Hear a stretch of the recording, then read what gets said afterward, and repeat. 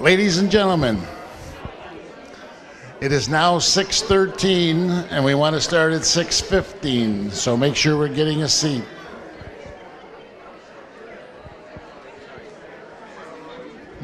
More volume? Can you hear me all right?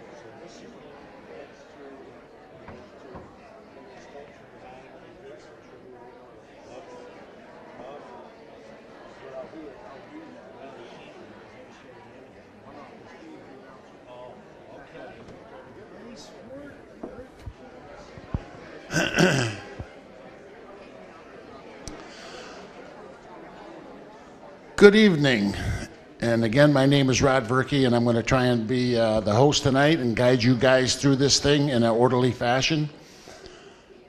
I think we're just about ready to start. And first on the agenda tonight is we have some words from our Superintendent, Bob McKedney.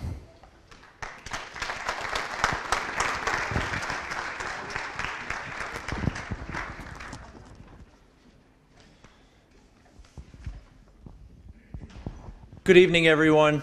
On behalf of the Seneca Falls Central School District Board of Education, District Administration, faculty, and staff, welcome to the 5th Annual Mynderse Academy Alumni Association Athletic Hall of Fame Induction Ceremony. I would like to provide a special welcome to the following people: returning alumni, out-of-town guests, local residents, family and friends of past and present inductees, previous Hall of Fame inductees, and this year's induction class. Special congratulations to this year's inductees on your special and well-deserved recognition. The school district shares your pride along with the pride of your family members and friends with tonight's special recognition. Enjoy the memorable evening. Special compliments to the Mynderse Academy Alumni Association Hall of Fame Committee. For 5 years, they've done an excellent job with this program. The year-round efforts to recognize and welcome back previous Mynderse Academy student athletes and organize this great evening are special. This Mynderse Academy Athletic Hall of Fame ceremony is a great way to pay it back to returning alumni and inductees. Your representation of the school district and Mynderse was always appreciated and now recognized. How well deserved. However, this ceremony is also a way to pay it forward. The legacy that you have created for future, current Mynderse Academy students is a strong and proud one. As I have mentioned in previous years, it's quite impressive to watch current students that take time to look in our Hall of Fame display case and take in the great accomplishments of those of you in the room. So on behalf of current and future students, thank you also for paying it forward. Please enjoy this special evening. Thank you.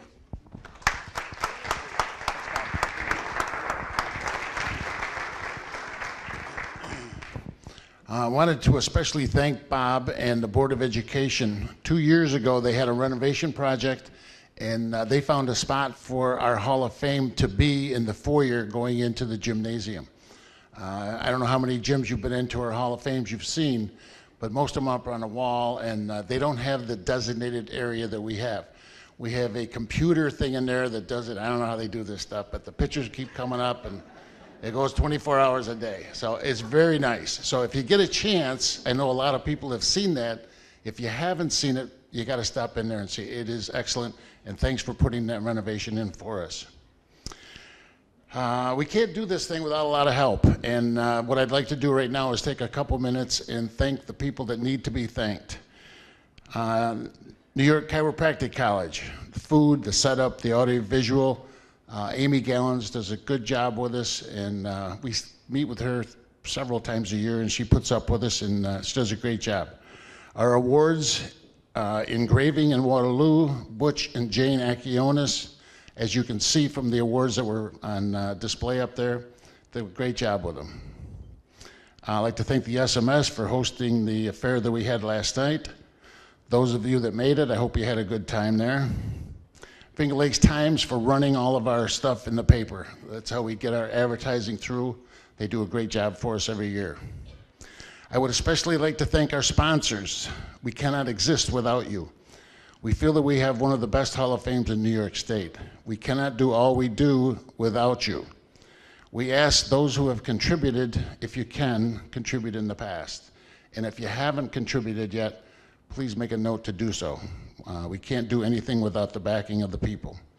In the back of the program, which I hope everybody got if they were listening before and they're outside on the thing, there's a list of donors and patrons that we have.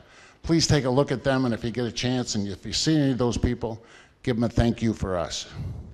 I'd like to thank Jim Seneca and Finger Lakes One. We started this 2 years ago, and it's been a huge success. We have members of our Hall of Fame all over the United States. California and Florida and North Carolina. We're going to have some more from a little further out west.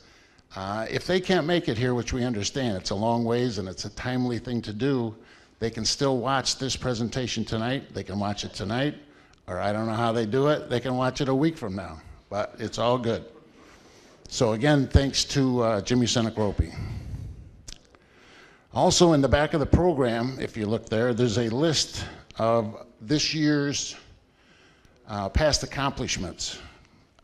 We wanted to put that in just to let you know that Seneca Falls is alive and well, and back there is a list of championship teams, all league, and if you notice in the red, I think there was 11 scholar athlete teams, and that is amazing.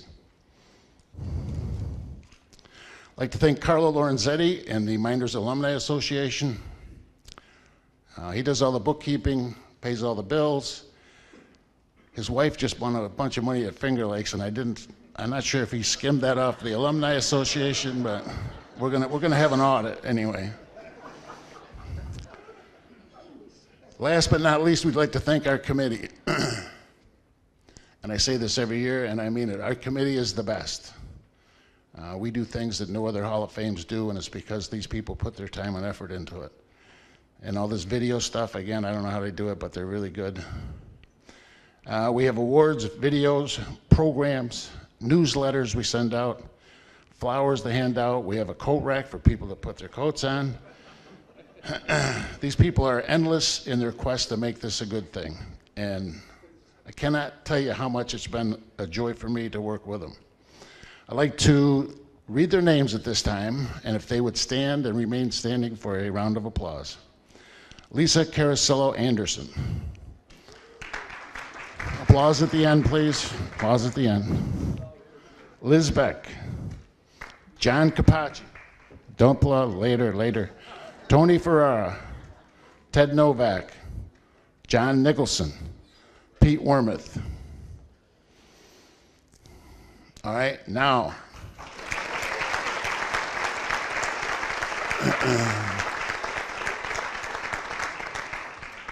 There's two things I got to add with this. Pete, as you can see, has been a little under the weather, and he's a great member of our committee, and he's the driving force behind our Title IX segment of our Hall of Fame.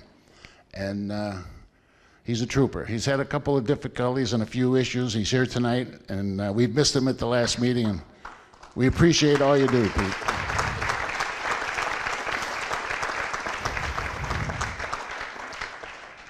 I would also be remiss if I didn't mention Tony Ferrara. He's on our committee, and he has just retired from Mynderse High School.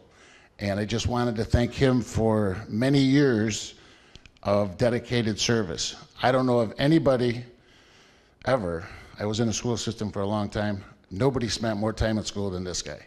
He was there early in the morning, he was there late at night. My 3 kids all were there when he was principal. On behalf of myself and the rest of the community, thank you.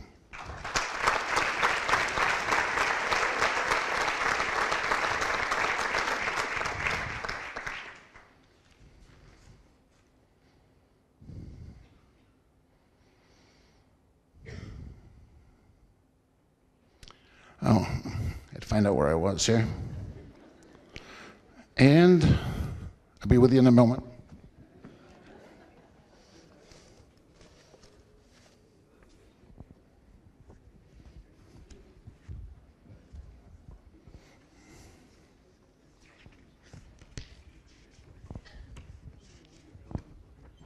At this time, every year, we recognize all of our past inductees. It's an honor for us to do that, and we're still at the stage where we have a number that is manageable, and we have a lot of people that aren't here tonight that we hope are watching that are on this list. So at this time, I'm going to read their name. Don't applaud until the end. And then we're going to do the contributors and the teams also. If you are here, please stand. Don't be shy about it. You've earned this recognition, and wait until we give you your applause at the end. Jerry Anderson, Joe Avaduti, Lisa Caricillo Anderson, Beth Ann Bradshaw, Bob Buckwald, Dominic Cartzi Caricillo, Jean Caricillo, Chris Dragone, Coach George Davis, Coach Michael Ferrara, Larry Justy, Lisa Palzanetti Galvin, Karen Laux, Dave McNaney, Abe Myers, Coach John Nicholson, John Panucci, Fran Piscatelli, Mark Piscatelli, Les Robinson, Bob Valiceni, George Valiceni, Matt Verkey, myself, Dave Wormuth. That's the members of the Hall of Fame. Remain standing. Thank you.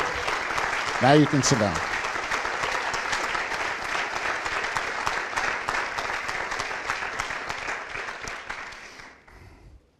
Now I'm going to go through the lifetime contributors. If you are here, please stand.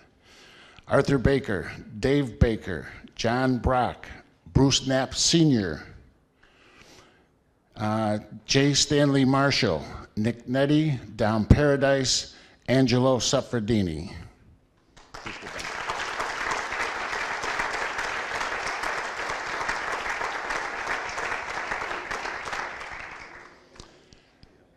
We have 5 teams that have been honored by getting into the Hall of Fame. If you were a member of any of these teams, please stand up and we'll give you a round of applause at the end.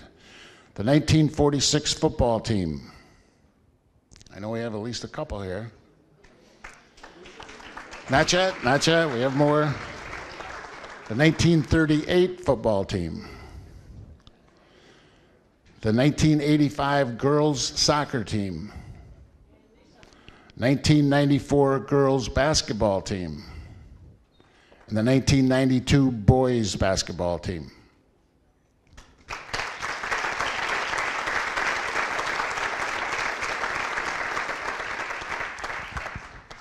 In our new Title IX segment, we have 3 people, and I'm going to read their names: Angie Bonavanis, Barry Doan Clark, Helen Reynolds Westfall. Please give them a round of applause.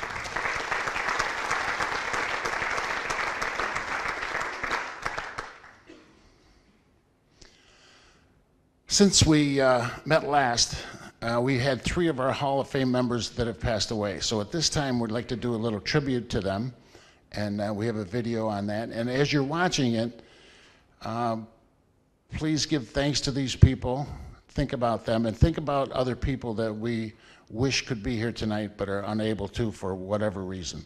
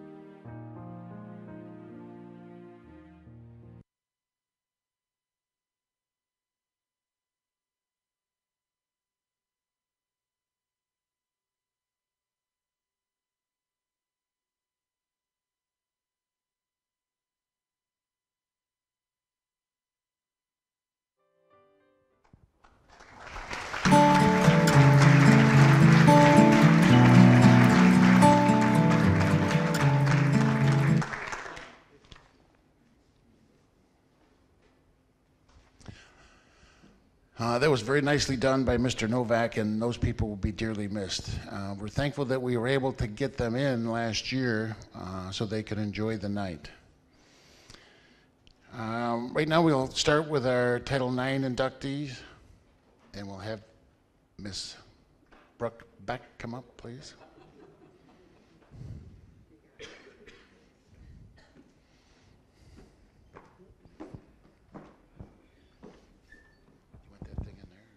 That's okay. 1972 could be called the birthday of women's interscholastic athletics. To honor that event and the women who did not have a chance to compete on the same scale as men prior to that date, a special ongoing award was initiated at the 2012 Mynderse Academy Athletic Hall of Fame induction ceremony. This award honors those women who were considered stellar athletes but did not have the opportunity to achieve the accolades like their male colleagues.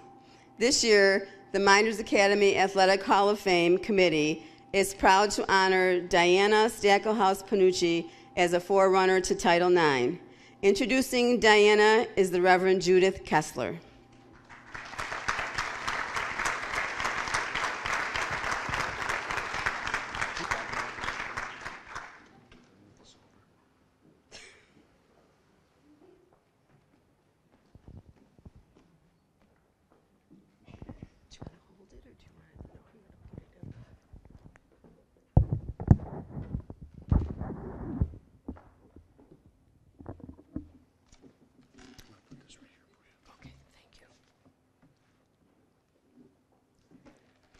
Good evening. It is a great honor, privilege, and pleasure to be with you, and especially to have been asked by my dear friend Denny to be a part of the celebration to induct her into the Mynderse Academy Athletic Hall of Fame. I suspect most of you know her as Diana, but to me, she will always be Denny, who has been my friend of 64 years. And oh, the stories I could tell. We pretty much lived at each other's houses when we were young. And oddly, one of the things we used to do with some regularity after school was to go home and make a brown sugar fudge called Panucci. Who would have known she would become one? Both of us were involved in the Mynderse Academy Girls Athletic Program under the direction of Shirley Carmichael. I think it was she who inspired and empowered many of us to attempt things that we thought were beyond our abilities and to do and be the very best we could at all we tried. Arthur Ashe, the famed tennis player, once said, "Start where you are, use what you have, do what you can." That is what Miss Carmichael encouraged all of us to do. And that is what Denny has done all of her life. She is one of the strongest, most spiritually directed people I know. She is both intelligent and wise, and yes, there is a difference between the two. She is also loving, caring, and compassionate. Family is her first priority, but friends run a close second. She is fiercely loyal to those close to her, and we all know that if we need her help for any reason at all, she will be there in a heartbeat. She is a team player. Her values are beyond reproach, and her ethics are as well. She is strong, determined, courageous, and committed. She has faced life with all its goodness and with all its difficulties as well, head on. And she has done it with grace and humility. She has never sought glory, nor, I think, has she ever really realized the quiet but profound power and the enormous dignity she radiates to all whom she encounters. She is a force of the finest order, and I am delighted that the Mynderse Academy Athletic Hall of Fame has recognized that and has chosen to honor who Dinny is and all that she has accomplished, not only in women's athletics before Title IX, but also in everything she has done every day she has been on this earth. I present to you woman extraordinaire, Diana Stackelhaus-Panucci.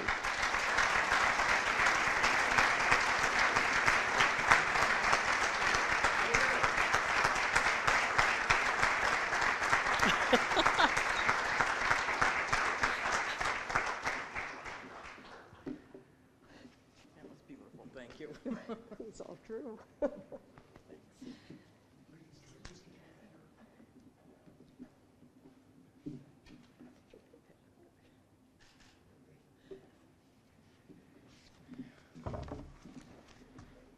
That was beautiful. Thank you very much, Judy.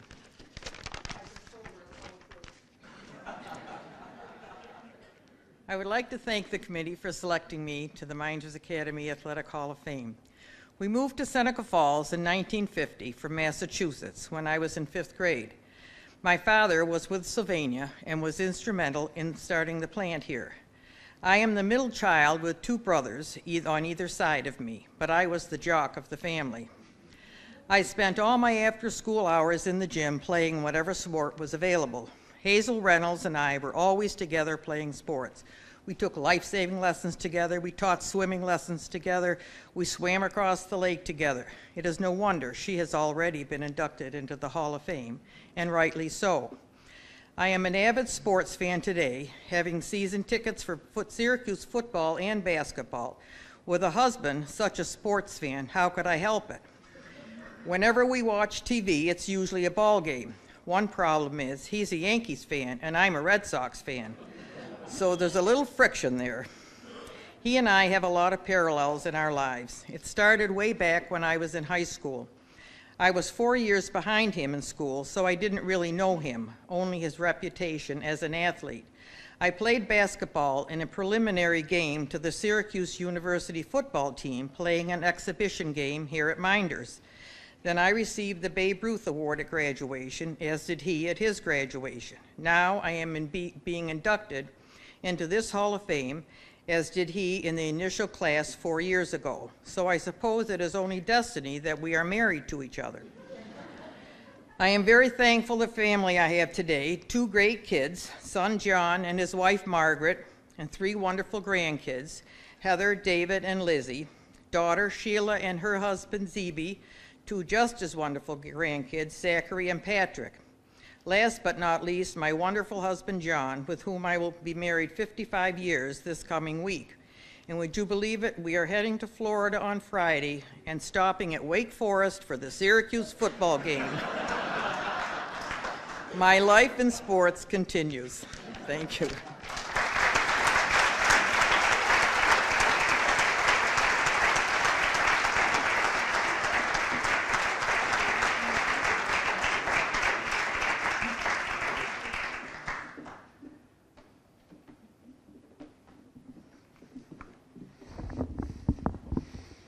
Ladies, that was very nicely done. That was a great presentation and a great acceptance. At this time, we're going to do our induction video from last year, and then right after that, we'll do our lifetime contributors. So we're waiting for this thing to come down. So I'm talking about nothing.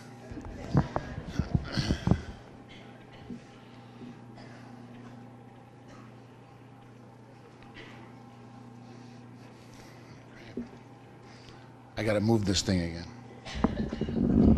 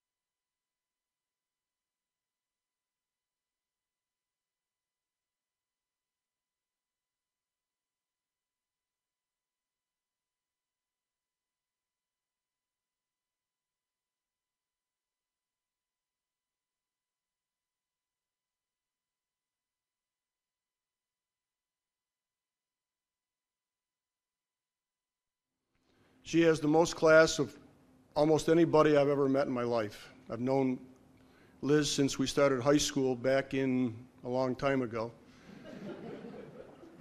And to this day, I don't know anyone that has ever spoken badly about her or a bad word about her. I know I've never heard her speak badly about anyone. I defy if there's anyone out here other than her husband, and I know he won't,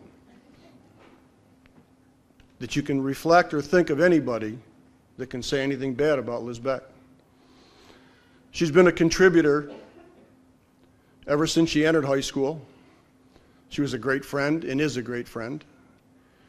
She's one of the people that before the whole world of bullying and harassment and all those new buzzwords that the educators of today have to deal with, there was no such thing in Liz's vocabulary. She liked everybody, and if she didn't like somebody, you'd never knew it, because she would never say anything bad about you. She's a class individual. And not only is she a class person herself, she's a devoted daughter, wife, mother, grandmother, and a friend. The second term that comes to mind with Liz is a contributor. Now, we all know that contributors could be one who donates a lot of money or contributes their time or service. Liz has been contributing to Mynderse Academy, to the community of Seneca Falls, for many years, and still does. She's actively involved with Rotary and the Student Interact program, which is a program that provides high school students to be involved in Rotary and in community service activities, which is a very important function in what young adults should be learning and doing in order to give back and put back into the community what they've received over the years. Many of her accomplishments are listed in the biography in your program, and hopefully you have the opportunity, if you haven't already, to look at it. But what's not listed is what I've seen firsthand. Liz and I worked together for many years. She is a physical education instructor, and I worked for her as the building principal. Liz is the type of person that not only did she promote students to become involved in athletics, and I know there are many students and former students out here right now that can attest to that, but she didn't care necessarily if you participated in athletics. Participate in something. Be a contributor. But above all, be respectful. You don't like somebody, that's your opinion, but keep it to yourself. Work hard to the best of your ability. Become involved. What more can you ask for in the way of a contributor? Being a physical education instructor, she would see students in a non-academic environment. Contrary to what educators think today, and there are, just like in any other profession that we deal with, there are people that have a difficult time meeting their role. Liz is not one of those.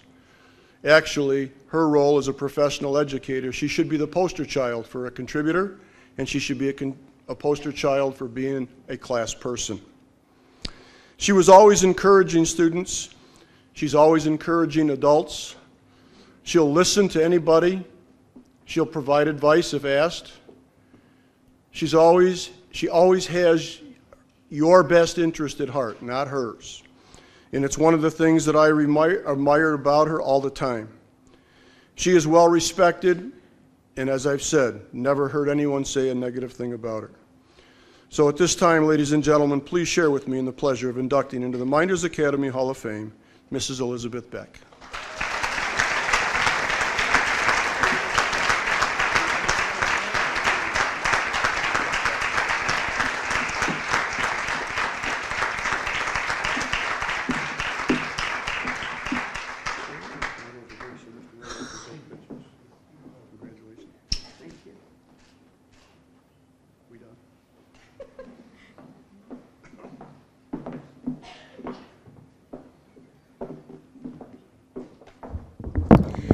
Thank you, Tony, for those kind words.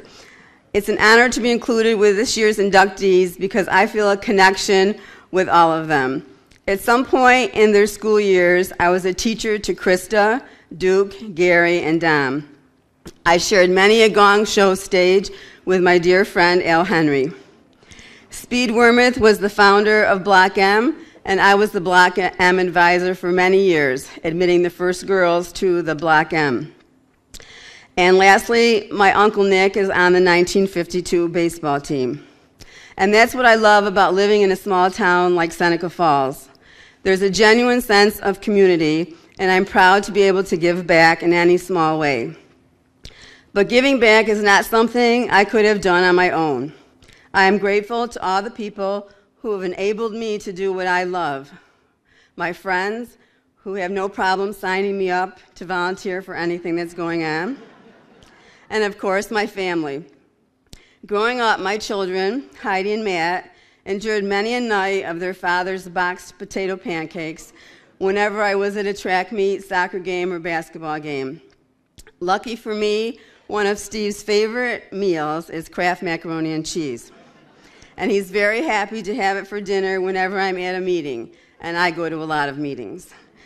My family support has been unwavering, and I truly appreciate it. Thank you to the Hall of Fame Committee for honoring me with this recognition. It is a joy to serve my school and community, and very, very humbling to be recognized for it. Thank you.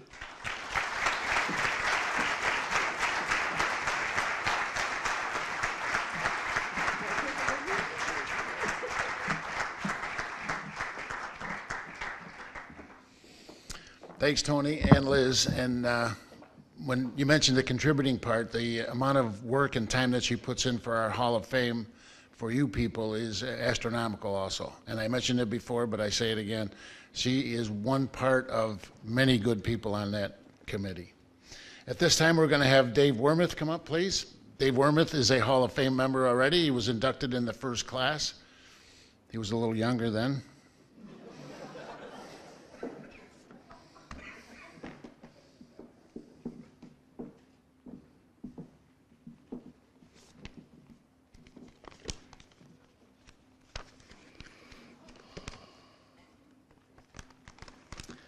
First of all, I'm pleased to report that after my brother Peter's recent hospital stay, he's doing much better, and as you now know, he's able to join us tonight. He's asked that I be given the honor of introducing our father to this Hall of Fame. I should note that of all the volunteer activities Peter's involved in, I believe he gets the greatest joy from working with this committee in their search for individuals who have made a significant contribution to Mynderse Academy athletics.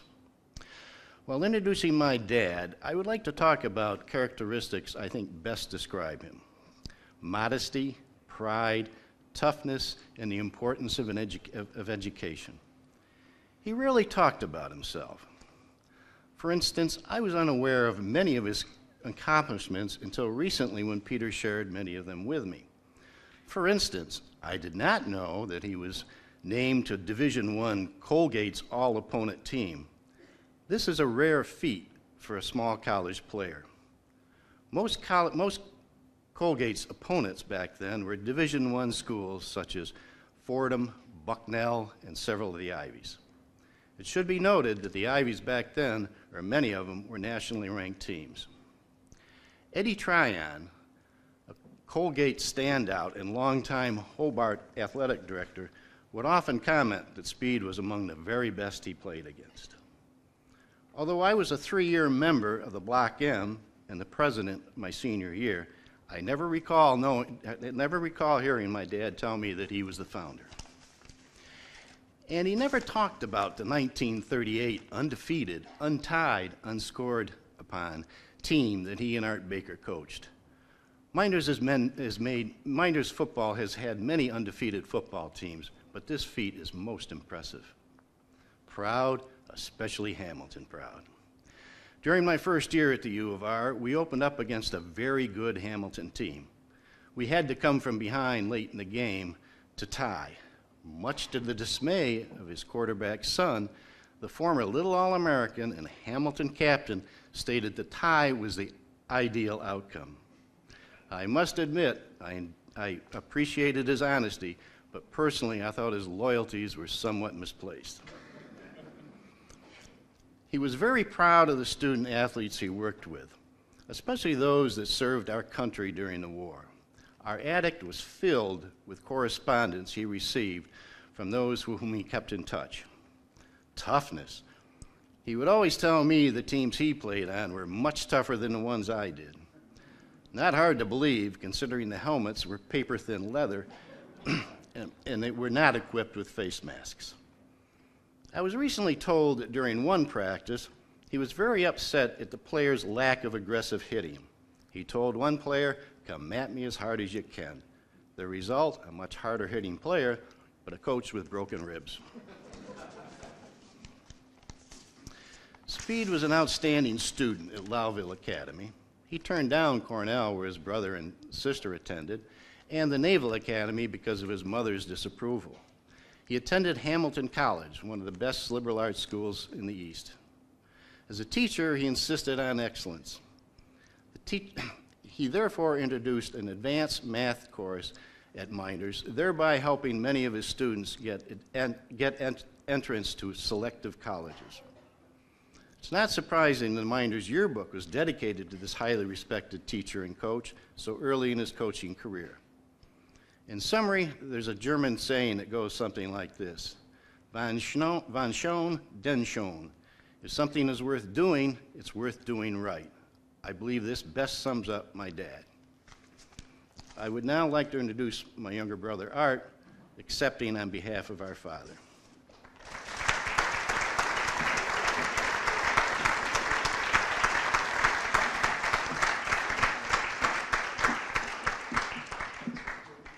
Thanks, brother.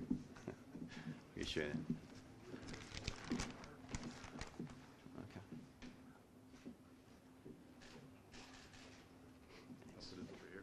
Yeah, okay, thanks. Thanks to the committee. To determine what someone would say who no longer is with us might be difficult to say, but I'm pretty certain what my father would say in accepting this honorary. Firstly, thanks to the committee for this high honor. And although he wouldn't say the next thing out loud, I know he'd be thinking it. Thanks to his eldest son, Peter, for all he's done for this committee, not only for this Hall of Fame committee, but for everything in this community, including the Board of Education, Library Board, and so many other numerous community organizations. Both of your parents would be proud of you, brother. And to be reunited with second son David and with Art Baker, his longtime friend and co-coach from 1929 to 1944, would be particularly gratifying to him. Art was one of the greatest educators in the history of the Seneca Falls school system. He also would acknowledge his better half, Barbara, who's also a longtime educator in the Seneca Falls school system and a Hall of Famer in her own right. And lastly, but not leastly, the numerous hundreds of athletes that he coached from 29 to 44 who provided such great entertainment and success to Mynderse football and to Mynderse track. When Speed retired in 1944, as a teacher, and first and foremost, he did consider himself a teacher, he continued to follow Mynderse sports very closely, particularly the football teams. The 1946 unscored upon team of Frank Cooley's, George Davis's great teams in the 1950s. And though he acknowledged this is great football there, Mynderse athletics didn't begin then, according to Speed. He and Art Baker coached many outstanding athletes in that 15-year time frame. Any Hall of Fame eventually runs into the point, how do you recognize the accomplishments of people who performed prior to the memories or even the lifetimes of existing Hall of Fame members? Well, it's not easy, but it is possible. I know Pete showed me a clipping from a 1938 Rochester newspaper which listed the all-regional football team. There are at least 6 Mynderse athletes on there, John Stromack being the player of the year for Western New York. And these players are here in the Hall of Fame as a team, 1938 unscored upon team, but not as individuals.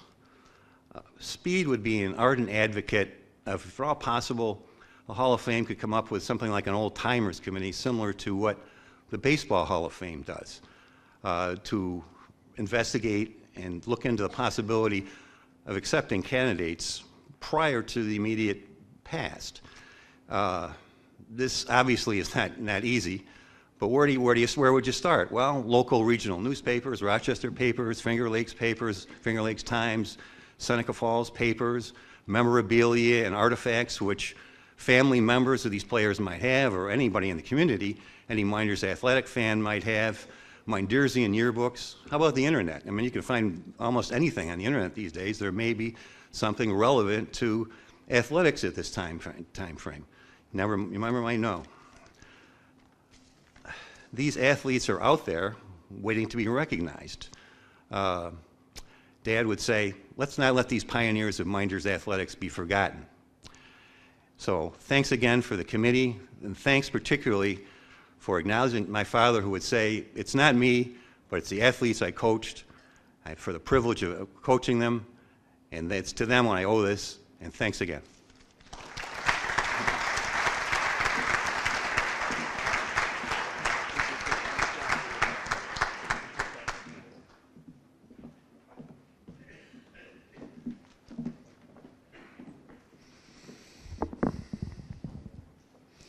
Very nicely done, and I think for some of those older players, we could check with Deco Paradise, and he'd be able to help us out with some of them. But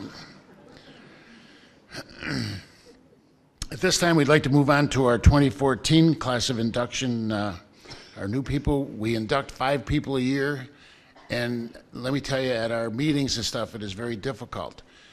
We have so many people that are deserving, and if you have somebody out there that you want to see in, it's not a matter of if they're going to get in, it's just a matter of when. And it takes some time to do these things, and we are very fortunate we have so many outstanding athletes and people to pick from. At this time, I'd like to have Bob Sullivan come up.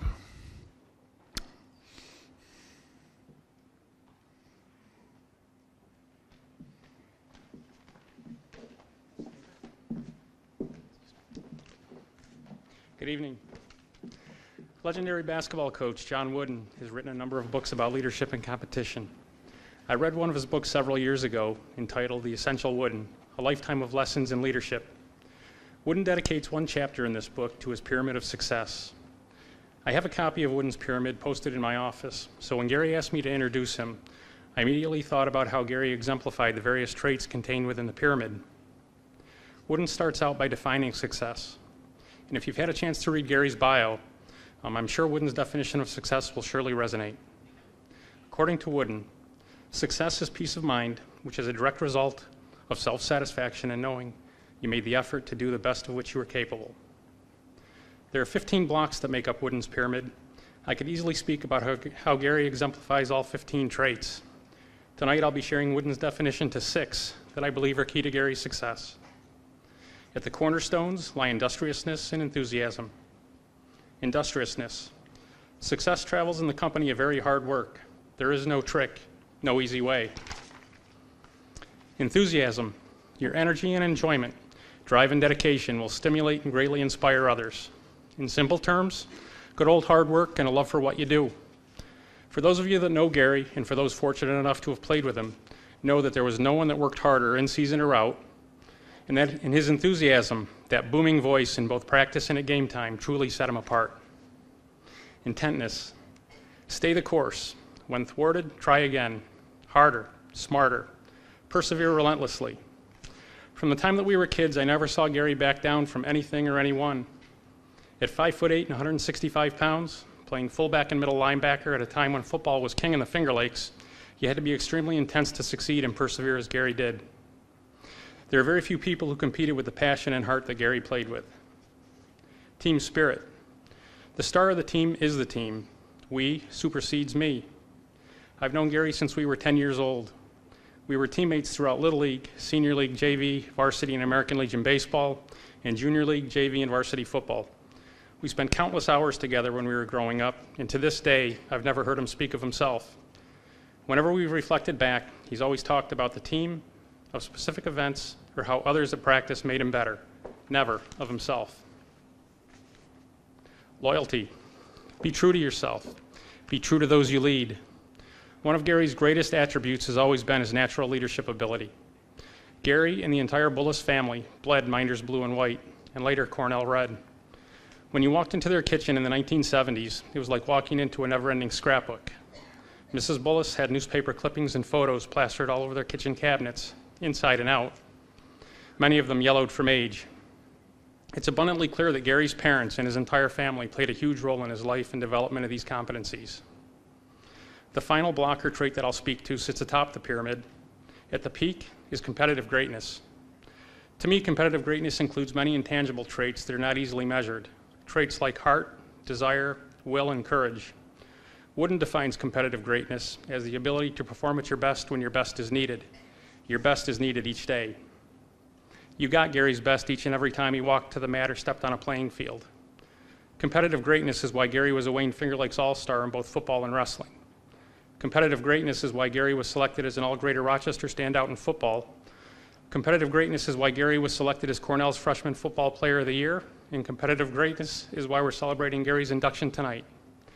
Ladies and gentlemen, it's my pleasure and privilege to introduce from the Mynderse Academy class of 1979, Gary Bullis.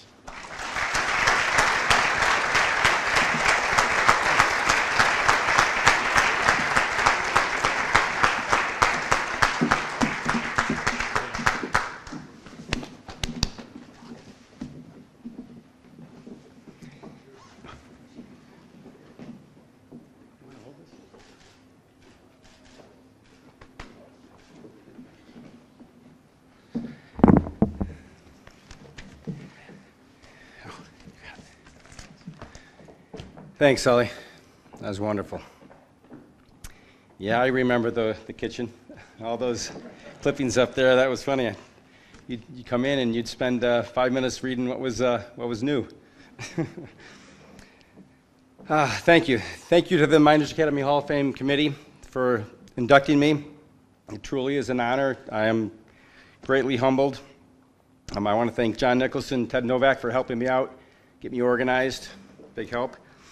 Also, the fellow class of 2014 inductees. Great class. I'm very proud and honored to come in with you. Current Hall of Fame members. The names that I've heard about when I was a kid, the names of players that when I was a little kid that I wanted to emulate, I wanted to grow up to be. One comes to name is Mark Piscatelli. I wanted to run up and down that Mynderse field just like him. And then for Dan Careher, my coach, wrestling coach that nominated me for this honor. Thank you so much.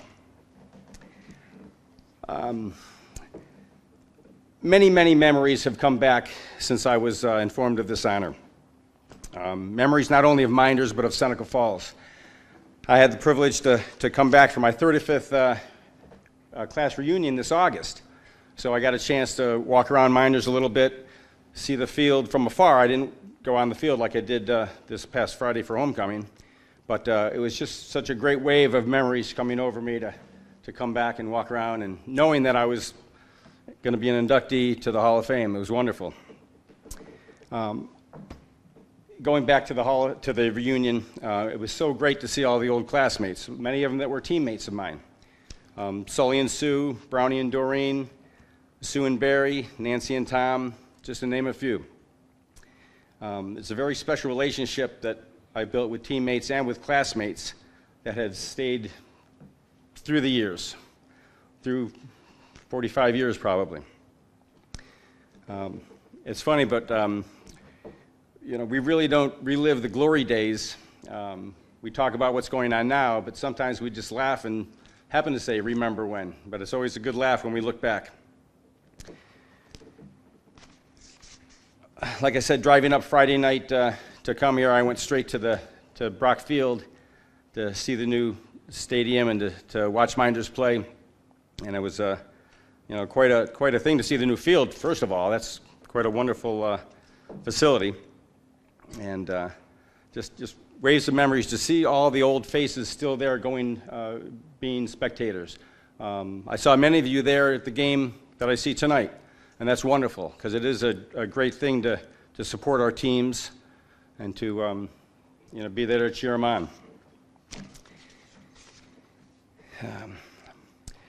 Before I get into thanking all those directly responsible for me being up here today, I would like to share a couple thoughts and a couple more memories. Seeing Brock Field Friday, I was up there in the stands with Sully and Susan, and I was looking to my left over there, and there were some kids in the back of the end zone throwing the football around, playing a game outside of the game.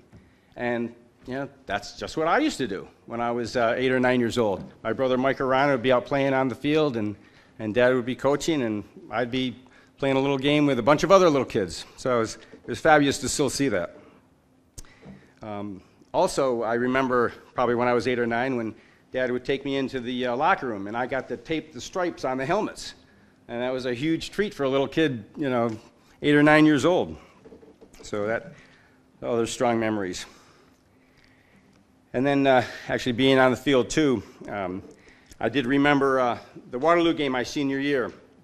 I was walking out to midfield for the coin toss as a captain, and I remember the old water tower that was to the left over there. I'm walking out for the coin toss, and I'm looking up to the water tower, and there's a bedsheet banner up there that says, "Go Blue Devils, beat Waterloo."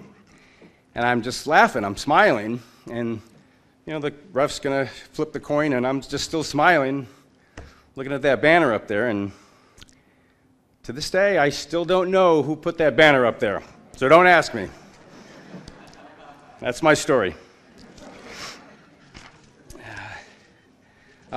Just a little bit more about that game, and I guess Bobby touched on this, a little bit of my competitive spirit. We went in halftime down 7-0, but we walked off that field winners 12-7, and pretty darn proud of that I don't think I ever did lose to Waterloo.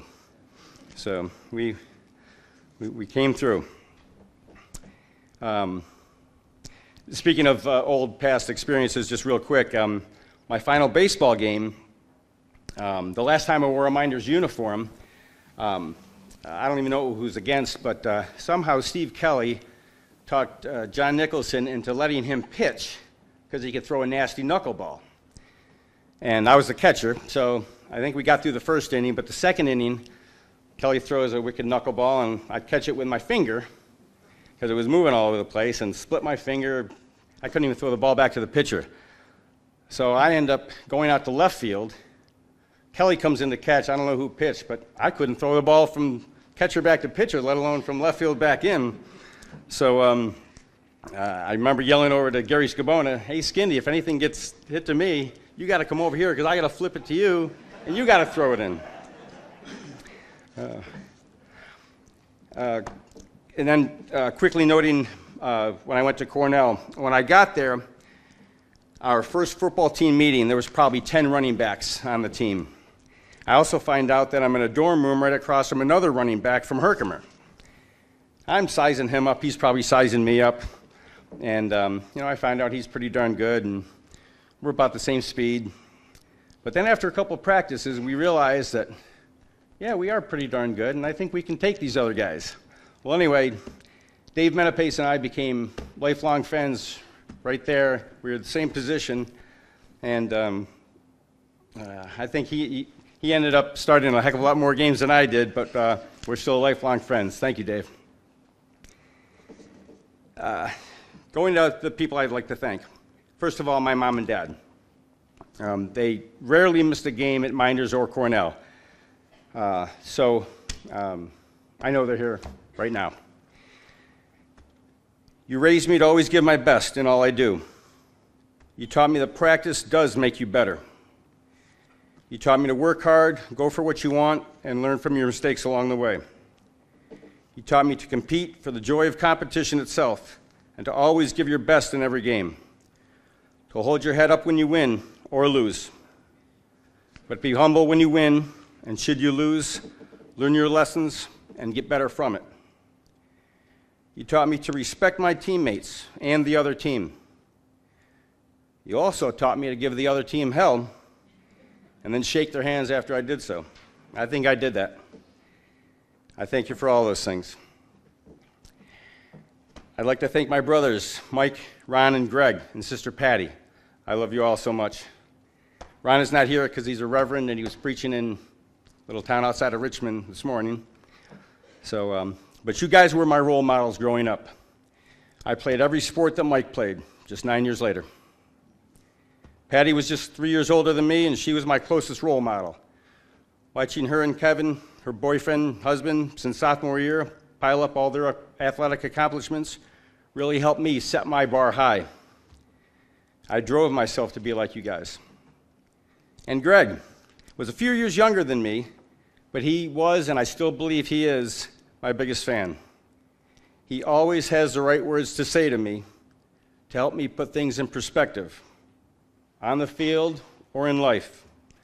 Thank you, Gregor. I love you all. My coaches, Dan Kerr, as I said, was my wrestling coach. Quick little story about him. Before wrestling practice, a couple of times a week, we would play 2-on-2 basketball. Gary Scabona and I against Coach Kerr and I'm not sure who it was, if somebody else. But, you know, we weren't that good basketball players by any means, but we played to 10, and they were super competitive, and we had really a lot of fun. And then in wrestling practice, he let us in workouts down in that dungeon of a wrestling room, and he let Kelly, Paddock, and I go at it. We would beat each other up in practice, and none of us liked to lose, so that just made us all the much better. Practice was harder than 80% of our matches. Then there was Dave Geithner, my Mynderse football coach. He loved to watch me hit and would replay that film over without saying anything. He loved enthusiastic play, and I loved that too. I want to thank him for keeping me on the field for every minute of every play of every game my senior year. I didn't want to come off that field, and he let me stay out there. I sure gave him my best. I am very sorry he's not here to see this.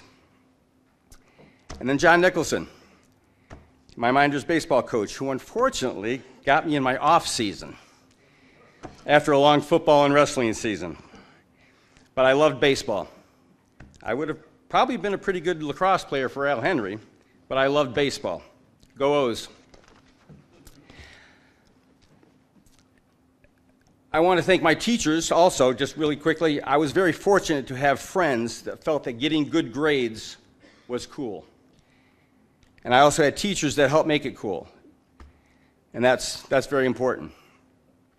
My teammates, especially Sully and Brownie and Dave Metapace. These guys have been my lifelong friends, and honestly, I don't know where I'd be without them. With Sully and Brownie, I've shared friendship and teammates since I was 8 years old. I think it was 8, not 10. And it's only gone stronger over the years. And, with Steve Kelly and Mike Paddock, I played football, wrestling, and baseball with them since 7th grade. And that's 18 seasons with those two. And it's fantastic. Quick little story about Mikey Paddock. He and Kelly and I were all about the same natural weight, about 165 or 170. And Steve Kelly could lose the most weight quickest, so he wrestled 145. I was at 155, and Mikey was fortunate enough to be able to eat and drink and enjoy the winter months at 165. That's why he always had a smile on his face and always in a good mood, and we were all grumpy. Another classmate, teammate from 79 was Brian DeMillo. We played football and baseball together. Our senior year, I made many trips to the mound during the 5th inning. The 5th inning always seemed to give Brian some trouble. And I sort of remember that because the damn 7th inning gave Clayton Kershaw all the trouble for the Dodgers. In football, he was the quarterback, and for some reason, he and I would always hold hands in the huddle. It wasn't everybody else, it was just us. For some reason, we just did it. And I just always remember that. That was togetherness. Then we had the Maynard Street boys, Gary and Jerry Scabona, Steve Mayo Maloney, Carlo Fapoli, and then Mark Serling, Kevin Slinkman, Jim Tyler, Dave Dober. We had a good class, and I'm very proud to have that class of 79 be here with me.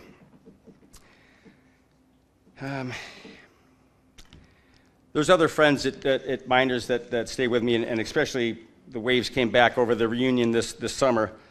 And they would follow our sports teams too. John Yeager, Pat Jones, Jeff Turner, but also the girls. We had great girls that followed us, and we were all friends. We weren't.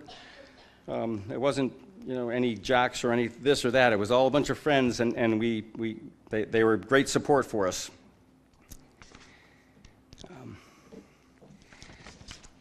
I'd like to close up on what I think is one of the reasons I'm here, and I think Sully touched on it too. Traits that bring out the best of us, not only in athletics but in life. And I wrote a few down too, and I think they mirror some of what he was talking about. And we didn't even talk. I always believed that I could get better and that I could win, and that my team would win. Confidence, positive thinking, believing that you can do it. Practice, preparation, sacrifice, determination. Determination to win, but if you lose, determination to get up and do it again. But most of all, leadership. Leadership to impart all of those traits on your team and in your teammates' minds to make them better. And not just through words, but through actions. I'd like to think that my actions and my leadership made others better. Maybe that's why I'm standing here tonight. But these traits aren't only limited, as I say, to sports and athletics. They do reflect life, and they are an important aspect of our everyday life. That's why sports is just such a wonderful reflection of life. My mom and dad gave me a card before I was a teenager with a quote from the famed sports writer Grantland Rice. It reads, "For when the one great sports writer comes to write against your name, he writes not if you won or lost, but how you played the game." I had that card taped to my bedroom mirror all through Mynderse years, and then all through Cornell years. It was still right there. It's still in my home today by a mirror. I can only hope that someday the one great scorer does write well of how I played the game. But until that day comes, today I am humbled and honored to be inducted into the Mynderse Athletic Hall of Fame for how I played the game. Thank you.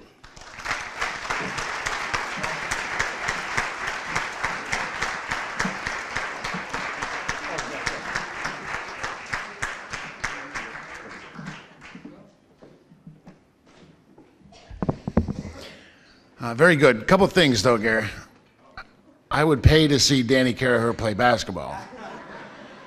And that thing about in the huddle holding hands is a lot more information than we needed.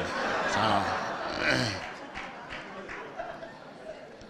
I would be remiss at this time. Those guys' dad was one of my coaches in high school. And everybody, George Davis and Ray Bullis, and George got most of the accolades, I think, for that. But I can tell you, Ray Bullis was my defensive end coach. We didn't have an offensive end coach because we never threw the ball. But on defense, he taught me how to do it and how to do it right. And there wasn't anybody that could go around my end. When I went away to college, nobody could block or tackle better than I could. And that was because of Ray Bullis. He was a great coach. But he was even a better world history guy because he got me out of world history and moved on. So at this time, I'd like to have Hall of Fame member Lisa Carello Anderson come down, please.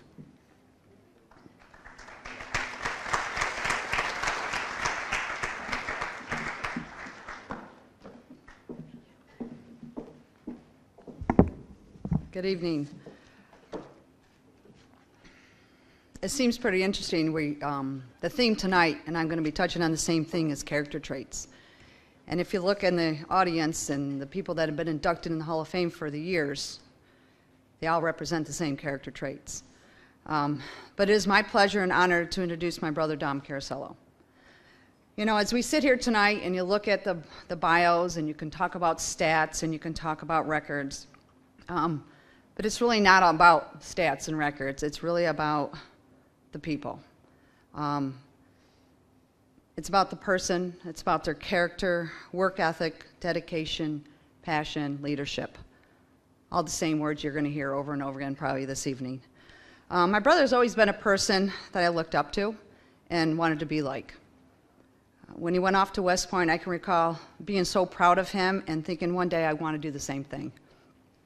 When Dom set out to do something, whether it be in sports, military, writing books. He doesn't just do it.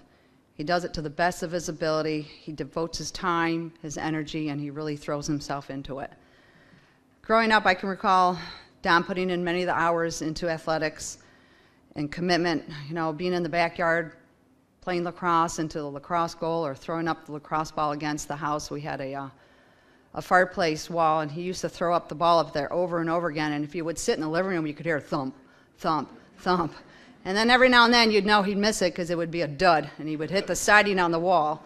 And of course, to this day, you probably can go watch, look in the backyard and see all the little marks around the fireplace.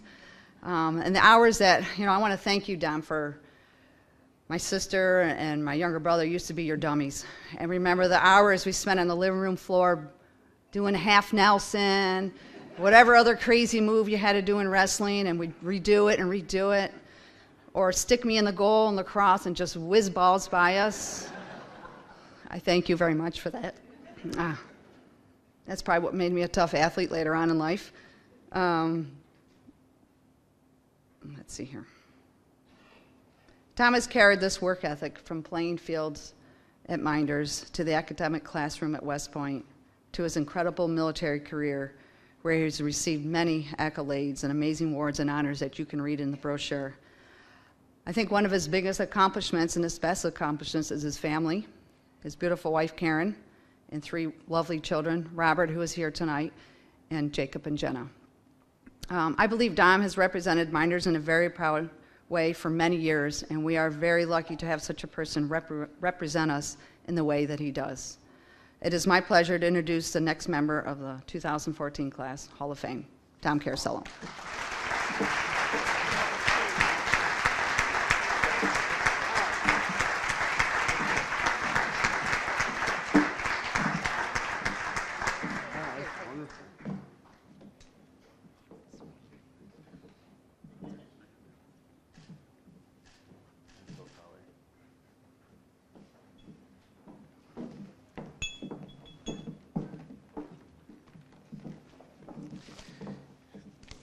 Pretty smart guy. I had my sister introduce me. First step to success. In the Army, in the military, it's obligatory to recognize those in the audience that are respected and senior. And if you look across this audience, it's so grand, and there's so many wonderful people and great athletes, especially on this side of the hall, that I'd have to take all night just to recognize them. I do want to thank and recognize my dad, who's in the class of '54 baseball team. So it's pretty cool to be honored the same night he's being honored, and his brothers, Gene and Karts and Vince are in the crowd. Super athletes. I do want to thank just a number of different people, and I'll get to that. But to be recognized in concert with so many super athletes is really quite humbling. When I was a little boy, my family and I would frequently go to my grandma Carello's house.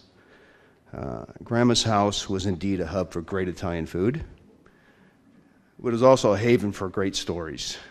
And these stories were most related to the athletic prowess of my extended family, which was quite remarkable. If you look at the names in the Hall of Fame, you can see it's a remarkable bunch of people. I remember being in awe of how much my dad and his brothers knew about the sports they played and loved, and most importantly, how successful they were. As I intently listened, I grew to know the players, the coaches, and the teams of their day. And I recall sitting in the living room at my grandmother's house, or on the periphery of the grand cloth-covered dining room table, and listening to the adults talk about so many things: the sporting events of yore, the athletic accomplishments of the local stars of the day, and the full array of knowledge about professional athletes. There's some sort of information about their favorite team, all shared by those hovering around the table eating pizza frites, eating those honey-laden cookies, I never know what they were called, and other treats. Grandma ensured that they were present, always present, without a fault. But it was here that my love of sports was born. My dad and his brothers, like I said, Vince, Karts, Rat, and my elder cousin, Jeannie Giovannini, It became larger than life for me. I knew then I wanted to be like them, and I longed for the grown-up discussions, but always felt too young and, more importantly, lacking the experience and the knowledge of what seemed to be the resident at their core. I wanted to be like that. So I translated that to my own home life, and that was the next logical step. At home, my parents supported my sisters, my brother, and I in all that we did, and teaching us that camaraderie and competition found on the playing field was akin to any successes and all successes in life. My parents never missed a game and were deeply involved, and they were so in an unique and unobtrusive way, and they were always present in all we did. They were and are model parents. I've been very, very, very fortunate in life. I've had many rewards, many awards, and many accolades in so many different endeavors. But this one tonight means the most to me. Validation from the place you were raised, a place responsible for the foundation that set the path for so much to follow, is really a special, unmatched reward. My high school class was rife with exceptional athletes. The class ahead of me had Gary Bullis. I mean, everybody wanted to be Gary Bullis. And my family is rich with the same. And being recognized today with this forum is an unexpected, truly unexpected, but very welcome event. Sports at Mynderse Academy and then at West Point have made me who I am today. They have played a large part in my career in both the military and in the corporate world. The lessons I've learned on the football field, the wrestling match, in lacrosse, and on the sidelines as a coach are an immeasurable part of who I am. I have reaped the benefits of those experiences, and most importantly, I see that blessing in my children, the children that Karen and I have raised to be the fine young people they are today. I thank you all very, very much for this recognition. I cherish the generations of memories generated by this day, and I humbly accept this honor. Thank you.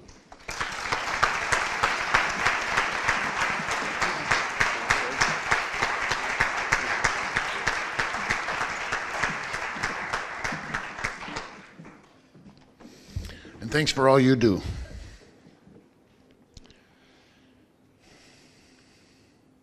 This time we'll have Joe Carello come down, please.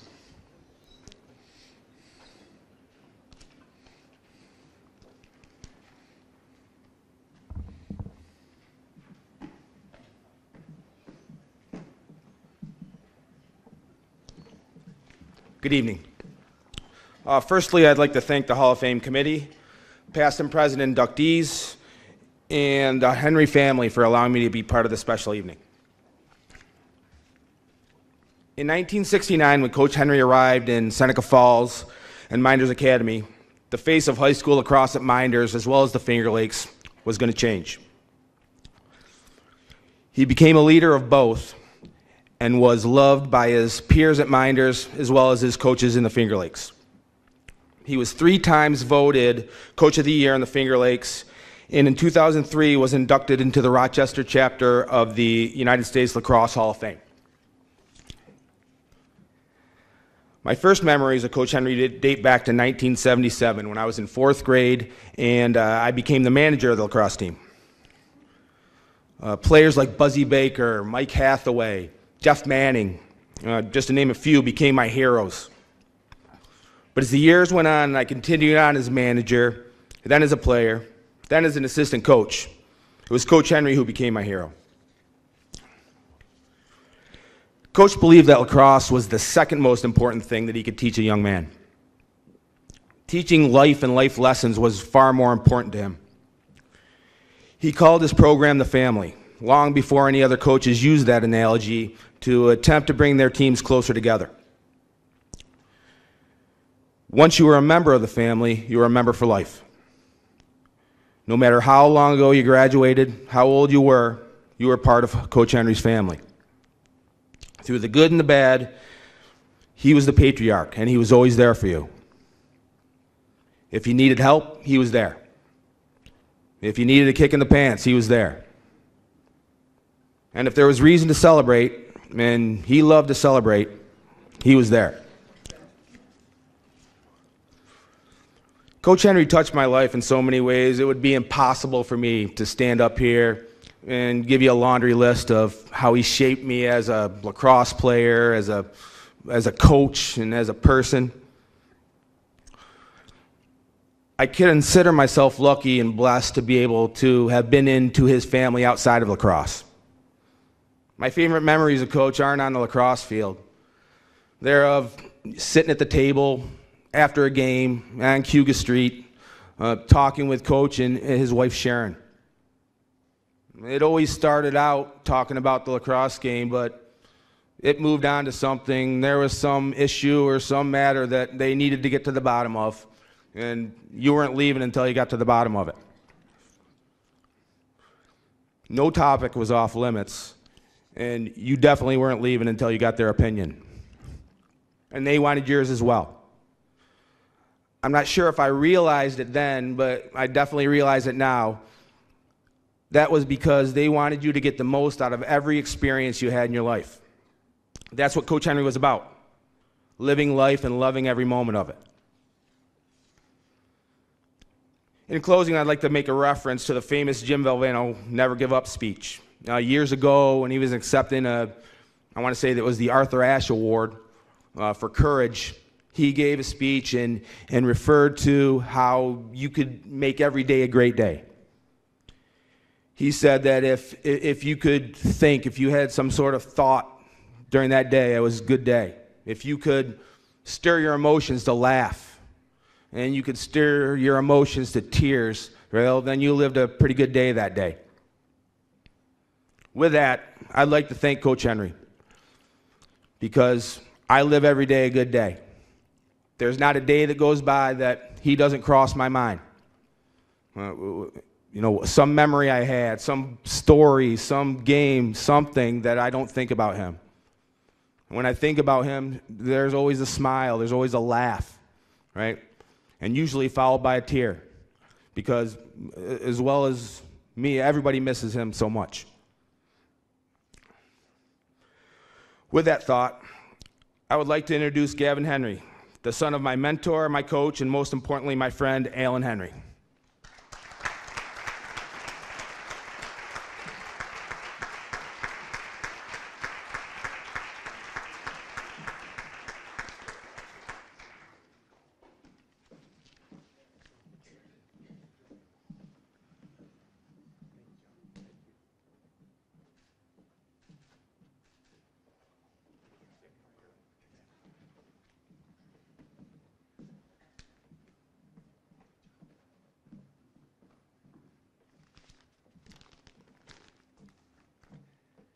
Good evening, everyone.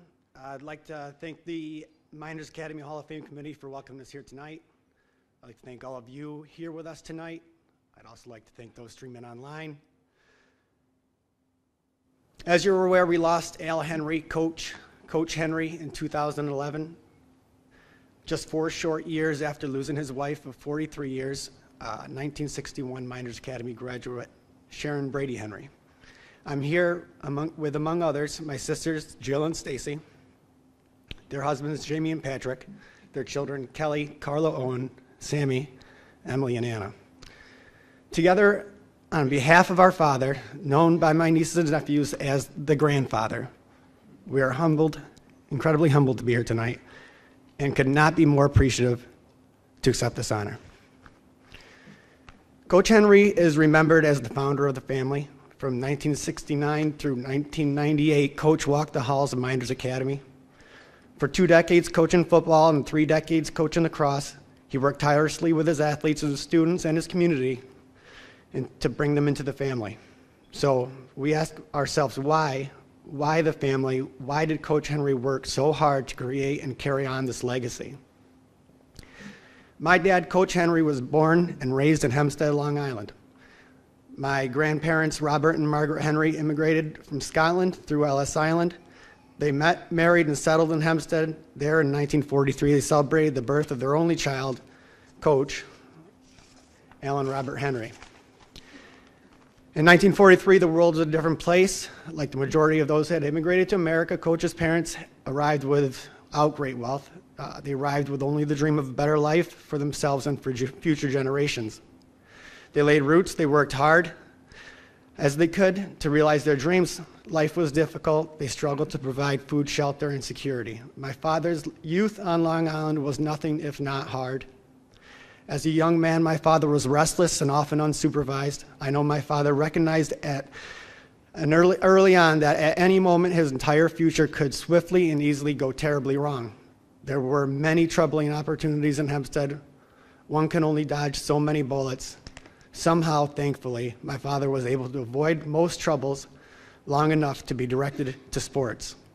Through sports, Coach Henry found himself. He found his direction. Coach Henry realized his youthful dreams. He designed all future aspirations on the football and lacrosse fields of Hempstead High School. It was there that my father realized the importance of the essential components of what would later become the family. Not only did playing sports help my father stay out of trouble, it was through sports that my father learned the value and the rewards which could come and be earned through hard, dedicated work, through enduring the successes and failures together as a team. My father learned how to work with others through difficult, tiring, and varying challenges to achieve a common goal. He clearly learned that anyone could be capable of accomplishing the incredible. Through sports, my father knew that he had been saved. Through sports, he had been able to get his life on a right track. He knew it, and he appreciated it fully. From then on, he committed himself to sharing these gifts which sports had given him and to offer them to others. It was through these lessons he learned on the field that my father became the most sincere, most wonderful, most kind-hearted, and most giving man that we all remember and miss so dearly tonight. The family that Coach Henry founded provides strengths which extend beyond those necessary on the game field. The family teaches us and reminds us daily that we can all be good people, good citizens, and that we all have value and ability. The family lets us know that there are people out there who care for us and about us. The family encourages us to achieve and to succeed. What was started many years earlier on the fields of Hempstead High had taken root here in Seneca Falls at Mynderse Academy, and that has become the family that we honor tonight. As Coach Henry's time at Mynderse Academy lasted nearly 3 decades, I wasn't able to be part of many of the good times and great experiences which many of you here tonight were able to share. When I was little, Dan and Joanne Carello, along with Coach Farney, lived just around the block. Joey, Billy, and the rest of the Carello clan were just down the road. Bob Schiller seemed to be nearby. Seldom was there a night when there wasn't a Mynderse Academy athletic meeting right on our block. My dad took his job very seriously, and this often required additional efforts off the field. When I was young, the drinking age was lower. Back then, coaches had to worry that their players would be going out to the bars. Although legal, that was not allowed, especially before big games. My father took his job so seriously that he would take it upon himself to ensure that none of his athletes were at the bar. He'd grab me and grab Joey, and we'd head out and make the rounds. My father was so committed to maintaining his athlete's sobriety that I remember long nights manning our post at Romeo's. While Dad watched from the bar, Joey and I took to the back room. Joey passed the time teaching me to play pool. I'm very pleased to report that no athletes ever attended. My dad was so proud, and I could really tell. When we headed home, he was so happy.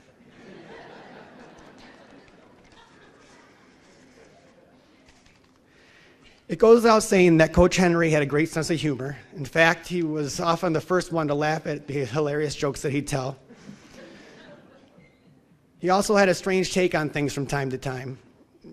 Being a coach was far from stress-free. From the sidelines, you may recall my dad stomping, yelling, foaming at the mouth, screaming, "Get the ground ball."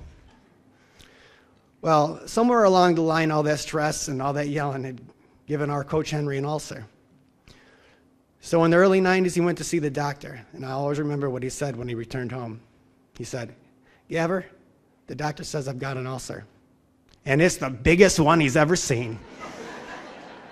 And he's been a doctor a long time. My dad was so proud. His was the biggest. We honor Coach Henry tonight as a man who would do anything for his community, for the Red Cross, for the Salvation Army, the Gong Show, and more. If the community was in need, Coach Henry was always there. Many of us remember Coach as the Count, when he'd dress in a cape and exclaim over the PA, "Students, today there's a blood drive, and I want to suck your blood." Many people recognized how much giving back was so important to my father. Many times we'd go out of our way by helping his cause in an effort to earn just a little more of his respect and recognition. I remember following one blood drive, a young Chris Heron suited up and ran merrily onto the field. He looked over at my dad. "Hey, Coach, I gave blood today." My dad looked back and smiled with great satisfaction. "That's great, Chris. You might have saved a life." And you could see how happy Chris was that he had pleased Coach. With his head held high, Chris turned and ran onto the field. He went 10 steps, fell down, gave too much blood.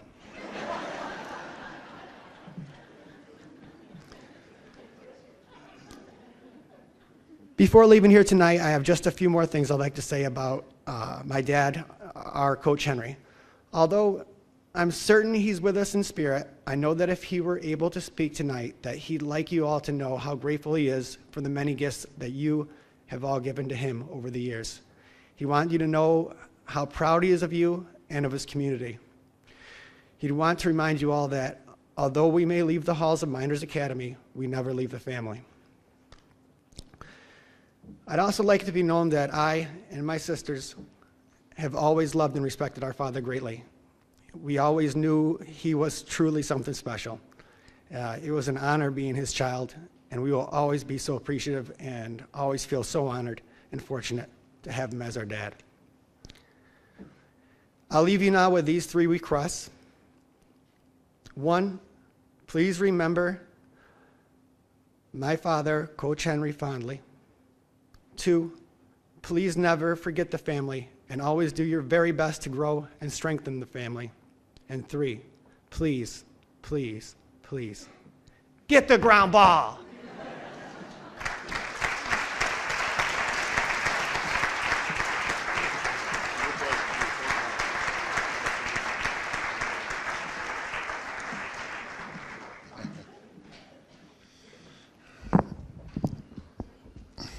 Al would be very happy with what Joe and his son did for him tonight. I have to mention, I'm probably the only person here that ever saw Coach Henry play lacrosse. He was a senior when I was a freshman at Cortland. And Cortland was very good in lacrosse. That's when there was only one division. Everybody played everybody else. And if you've ever seen Al run, his largest step was like this far. He would take 100 steps to go a yard. But when he got where he was going, he would give you a message. And also got to admit, 2 of my sons played lacrosse for him, and they were part of that family, and they have all the respect for Al also. But if you've ever been out socially with him and seen his different array of magic tricks, which a lot of people here I'm sure have seen, they weren't that good, but they were funny.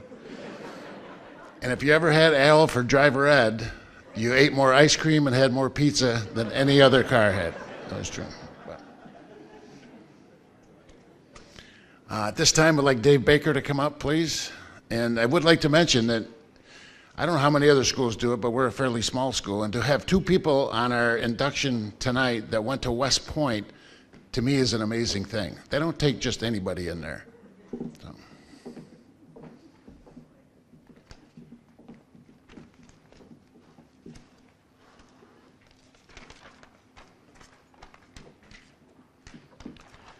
Over the years, I've had the good fortune to have coached many outstanding young athletes, one of which is Christa Rusek Long. So when Christa called to ask me to announce her tonight, it not only brought back many memories of her athletic achievements, but I was really, truly honored. Her dad and I went to high school together, and he always makes fun of that, by the way, and his family moved to Seneca Falls. My coaching career got an extra boost. Christa joined my 5th and 6th grade basketball team, and even though she was the tallest girl on the team, I had to play her at guard because she was the only player that could reach the basket when shooting from the perimeter. It wasn't long before she moved under the basket, where she became a dominant player, leading to her stellar career at Mynderse and West Point. When Christa was a freshman, she played on my JV softball team. She was a power hitter, especially to right center field. I remember that during a warm-up before a game at Marcus Whitman, I don't know if she remembers this, I was hitting infield and outfield practice when I hit a ball to right field that was supposed to be a fly ball, but ended up being a line drive, striking Christa in the back. Christa was at first base and had her back to home plate. She turned around, looked at me, and said, "That's okay, Coach." Well, I didn't think she was mad at me, but that was the last year she played softball. She didn't come out for the team the following year. Christa became a track star her sophomore year. I often thought that if I hadn't hit her with that ball, maybe a sectional championship in softball could have been in our future. Christa was a pleasure to coach, with a work ethic that was second to none, leading to her success in athletics and academics. When Christa graduated from West Point, my wife Donna and I had the pleasure of attending her graduation ceremony. A special moment for me was participating in the pinning of her lieutenant bars on her uniform. She is and always will be very special to me. Before I ask Christa to come up, I am sure that if you have read her bio, you know that she is a veteran and served our country in the military for 8.5 years. On behalf of all of us here present tonight, Christa, we thank you.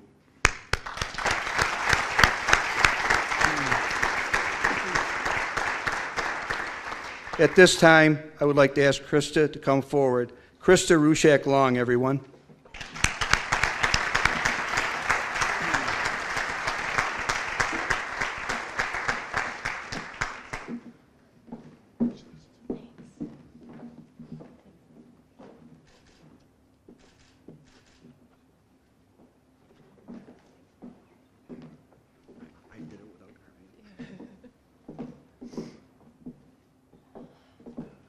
Thanks, Mr. Baker. Good evening, everyone. I'm extremely honored, humble, and thankful to be here with all of these inductees tonight. The hard work and success of these athletes and individuals served as the foundation for the strong athletic tradition what helped to inspire me during my 4 years here at Mynderse Academy, and this tradition also continues today. Thank you so much to the Mynderse Academy Hall of Fame committee members for considering and nominating me for induction. This truly was a first-class event. Thank you. And a special thank you to Mr. Capacci for being my sponsor through this process. Thank you so much for your kindness and patience in making this a truly enjoyable and memorable event for me and my family. It was while preparing for this Hall of Fame event, that Mr. Capacci made me dig up those old scrapbooks and look through all the newspaper clippings, certificates, and most importantly, the cards. I had forgotten about the tremendous amount of support that I had received from this community while I was growing up. There were letters and notes of encouragement, support, and congratulations from so many people, many that I didn't even know. And I want to thank you to all the fans who came and supported us through all the teams that I played. Whenever I remember playing at Mynderse Academy, I'm always going to remember when the basket gets shot, "Get in there," from that most loyal fan, Mr. Tony, that used to come to every single game. I would like to thank my husband, Mike, for all of his love and support over the years and really just putting up with me. Thank you for all you do for our family. I'd like to thank my parents. Thank you to my mom, who's probably still suffering from bleacher bottom. Day or night, rain or shine, Mom, you're at all the games cheering me on and my team. Thank you for teaching me that you should always keep your options open and never count anything out. Because I can still remember telling you when I was a junior in high school, "Mom, there's no way I'm going to West Point. I'm not going to wear a uniform to class every day." Well, you know, I ended up wearing a uniform for what, 12 more years after that every single day. So thanks, Mom, for all of your counsel and guidance. Thank you to my dad, my first and best coach. It's never easy to hear what you're doing wrong, and it's even harder when it's from your dad. Thank you for all the advice and supporting me no matter what decision I made. I remember when I was a sophomore at West Point, and it'd be a particularly rough couple of weeks, and I was on the phone with him, and he said, you know, it's okay if you just want to come home. Just knowing that I had his support no matter what I decided or what I did was all that I needed. So Mom and Dad, thank you so much for all the sacrifices you made to ensure that Carrie and I believed that we could do and be anything we set our minds to. I just hope that Mike and I can instill that same belief in Christine.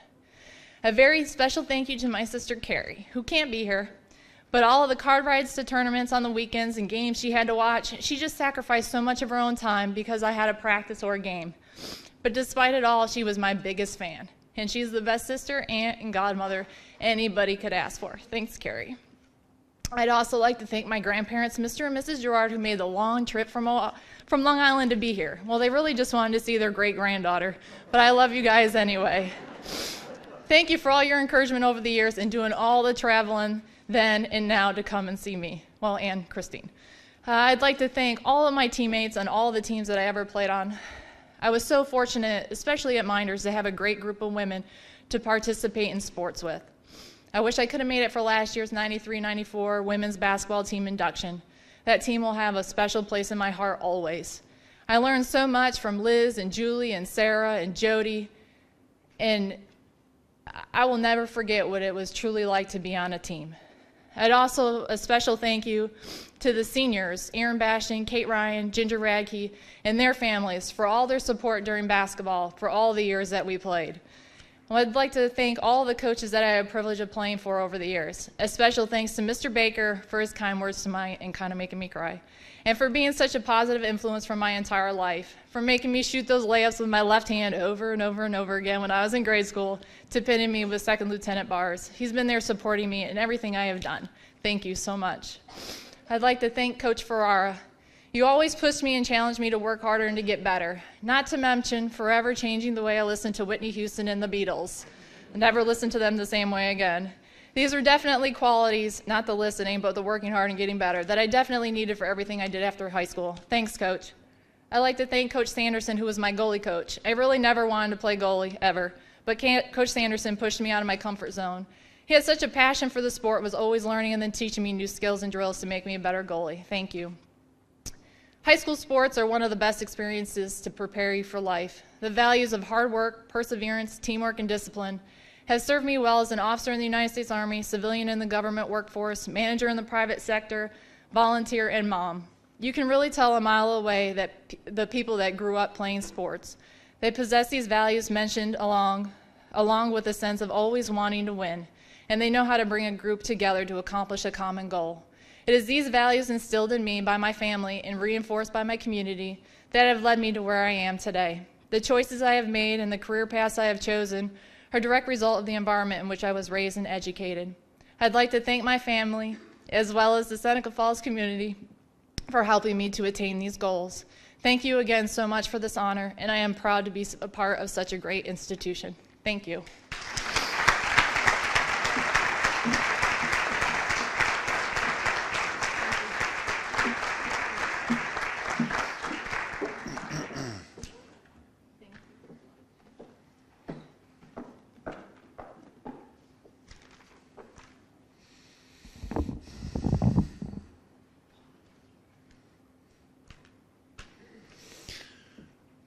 Very nice job. And again, we thank both of our two West Point people. To me, it's just amazing that two people could graduate from one school and go to West Point and do, the qualifications to get in there are outstanding. Okay, we have one left. And this is the...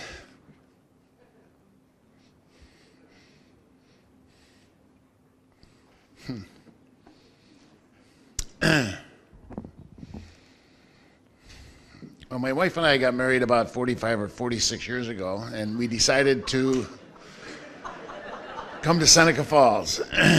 And we decided consciously to raise our families here. We have 3 sons, and we love all 3 of them. They were good students, they were good athletes, and they're even better people. And they have brought many more people into our lives through their families that brighten our lives every day. But tonight is Duke's night.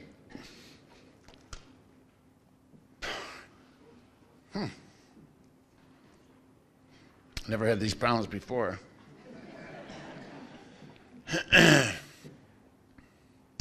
As I said, tonight's Duke's night. So I don't know if you remember during the All-Star game this year, whether you're a baseball fan or not a baseball fan or a Yankee fan or a Derek Jeter fan or anything, but they made that commercial where Derek Jeter had his hat on.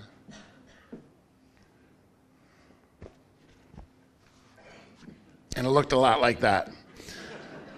And in the commercial, it shows Derek Jeter, and he always tips his cap. And during the commercial, they show different people. Billy Crystal, Michael Jordan, the mayor of New York, 2 Mets players, and they're all tipping their hat to him. They go to Boston, and there's 2 Boston players, and they go, hey, we got to tip our hat too.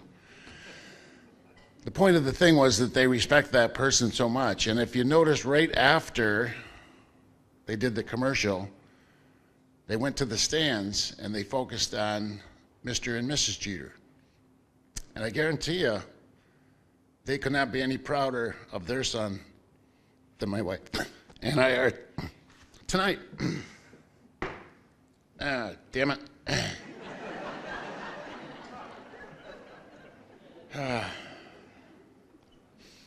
His accomplishments are in the program, and you can read them, and there are many, and he worked very hard for them. But there's a couple things that's not in there that I would like to tell you. He was the most conscientious kid out of all 3. There's no doubt, and that's not a slam against the other 2, but he was overly conscientious. He would not go to bed until his homework was done. I dragged him to basketball camp when I was with the other kids, and they didn't really have a league that he could play in. So when they were playing, he had to do other things. So he'd come and find me, and I'd say, go shoot 100 layups right-handed and go shoot 100 layups left-handed. And like 2 hours later, I forgot where he went anyway, he'd come back and he'd say 79 and 45. I said, what? He said, well, I made 79 right-handed and 45 left-handed. I said, well, that's pretty lousy left-handed. Go do 100 more of those. And he would do it. He would do it, and he got good at it. The other thing is that you can't read in the program is that he was a great leader. And he didn't lead by yelling at people or having to kick them in the butt or anything. He led by example. He was a hard worker. His mom and I would go to games and admire the way that he got along with his teammates, and he led by example in practice and during those games also. Wait a minute.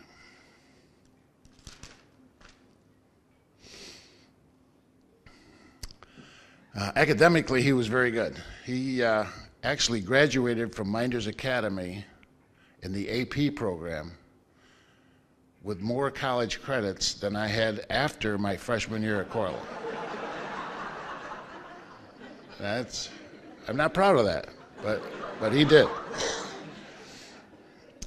He had 2 majors at the end of 4 years at Binghamton, and I graduated in 5.5 years and was a couple credits short of having 1 major. So he was pretty conscientious. I hope that gives you a little bit of insight into the type of kid that he had. And you have to read his accomplishments to really appreciate all the different things that he's done. His college basketball coach named him the clutch defensive player on their team.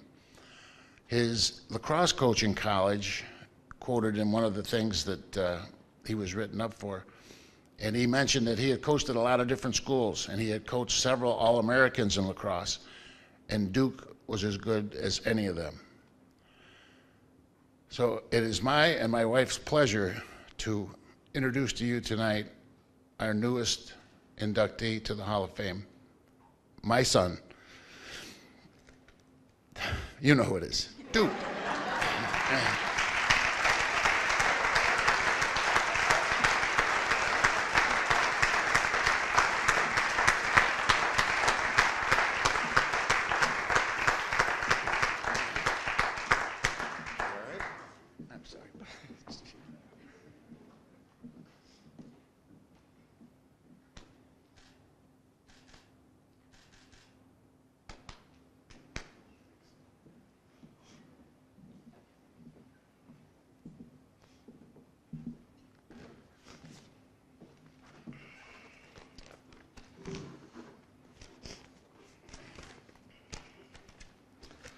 Thank you, and thank you, Dad. I didn't realize he was so emotional, but it certainly doesn't help. Good evening, everyone. I would like to first congratulate all of this year's inductees on their nomination, as well as all of the previous members that have been inducted into the Mynderse Hall of Fame. I would like to thank the Hall of Fame committee for choosing me as part of this year's class. The committee does a fantastic job every year, volunteering many hours of their time to make sure tonight runs smoothly. And especially for those who can't email or answer texts or call, it requires even that much more time. But if you don't remember to turn in your photograph, somehow you get texts and emails every day. Not sure how that works. I am honored and humbled to be standing here amongst other players, coaches, teams, and administrators that have had such a profound impact on Mynderse Academy athletics. For me personally, it's a special honor to be inducted in the same class as Christa Rusek and Coach Al Henry. Christa, whom I grew up with and graduated with, was a tremendous athlete. And I'm happy for her nomination. It was very well deserved. And you know, what can't you say about Coach Al Henry? Played lacrosse for Coach for 3 years. He was a great coach, a mentor, and inspiration to us all on and off the field, and he's greatly missed. It really makes tonight that much more important for me, not to mention being able to join my father and my brother Matt in the Hall of Fame. I have to first thank my parents, Rod and Shar. I would not be standing here before you today if it wasn't for the guidance and support that I received from them my entire life. I owe so much to my family for not only the successful athletic career that I was so lucky to have, but also for the person that I am today. I still, to this day, am not sure how my parents managed to keep up with 3 boys who were usually playing 3 different sports all at the same time. I think that's part of the reason they let me start driving when I was about 14 or 15, just because those trips in and out of town, obviously we grew up in Tyre, where you know, they got to be tough over the years. But whether it was a ride to and from practice or a game, money to pay for basketball camps all summer long, or a reassuring voice when you didn't have the best performance, my family was always there. I honestly cannot remember a single game when my parents or grandparents were not in the stands to cheer me on. This includes almost every one of my home games while I was at Binghamton University as well, and if you don't know, that's about 2 hours away, and they were at every home game. The constant support that I had from my family from the start is a huge reason I was able to achieve the success that I did at Mynderse as well as in life. As you can imagine, my exposure to athletics came at a very young age. My father was a successful basketball coach at Lyons High School, and both of my older brothers, Jason and Matt, who are both here tonight, were deeply involved in multiple sports all the time. Seeing the discipline and work ethic it took to really become a next level player was important to me at such a young age. You know, growing up and working out with my brothers, we could never, you know, you couldn't just run around the block. You had to do it while dribbling, with gloves on, with goggles so you couldn't see the ball while you're dribbling. You know, you couldn't jump rope. You had to have a weight vest on. You know, and growing up in this type of atmosphere really helped me learn what it would take to become a good player. And they helped teach me you get out of it what you put into it. So I have to give them credit for that. I also have to give thanks to the Seneca Falls community growing up. It was a town that loved sports and offered great programs and opportunities for young kids such as myself to take advantage of. I remember vividly starting itty-bitty basketball with Nick Madey in the rec center at 4 years old. You know, then came an extensive youth program with all-star teams that would travel all over the East Coast. Little League, youth soccer, Pee Wee baseball, minor league, Major League Baseball. There was always something going on. I really can't say enough for the parents, coaches, and members of the community who gave so much of their time to these programs. It was in these programs, from playing at the rec center and later playing AAU, that I formed friendships through sports with many of my closest friends to this day. I think it helped that the majority of my close friends were into sports just as much as I was. It's hard to think of any of my friends who didn't have a hoop in their driveway or a lacrosse goal in their backyard. Many of us played together from the time we were 5 years old right up through JV and varsity. As a matter of fact, a few of my friends are here. Friends and teammates are in attendance tonight, and I want to thank them for their support and friendship throughout the years. Thank you, guys. I also have to thank Joe and Lori Nagro for living so close to Mynderse. I spent many days there after school grabbing a quick shower, a bite to eat. As I mentioned, we lived in Tyre, so it wasn't always easy to get in and out of town, so I appreciate their help. And Joey, the check is in the mail. I consider the time that I spent at Mynderse some of the best years of my life. Being a Blue Devil was something that I really took pride in and still do to this day. Not just in athletics, but in academics as well. We provide a tremendous opportunity with the teachers, coaches, and administrators who are at our disposal on a daily basis, willing to share their knowledge.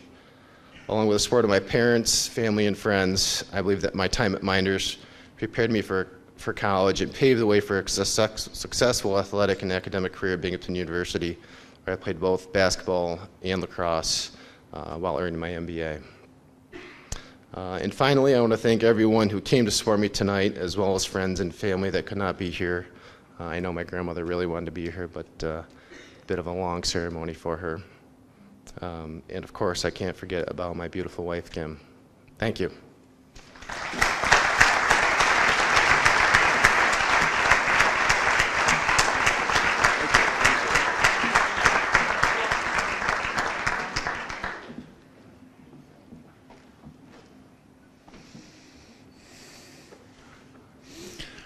If anybody here tells anybody else that I got emotional, I'll track you down and I'll kill you.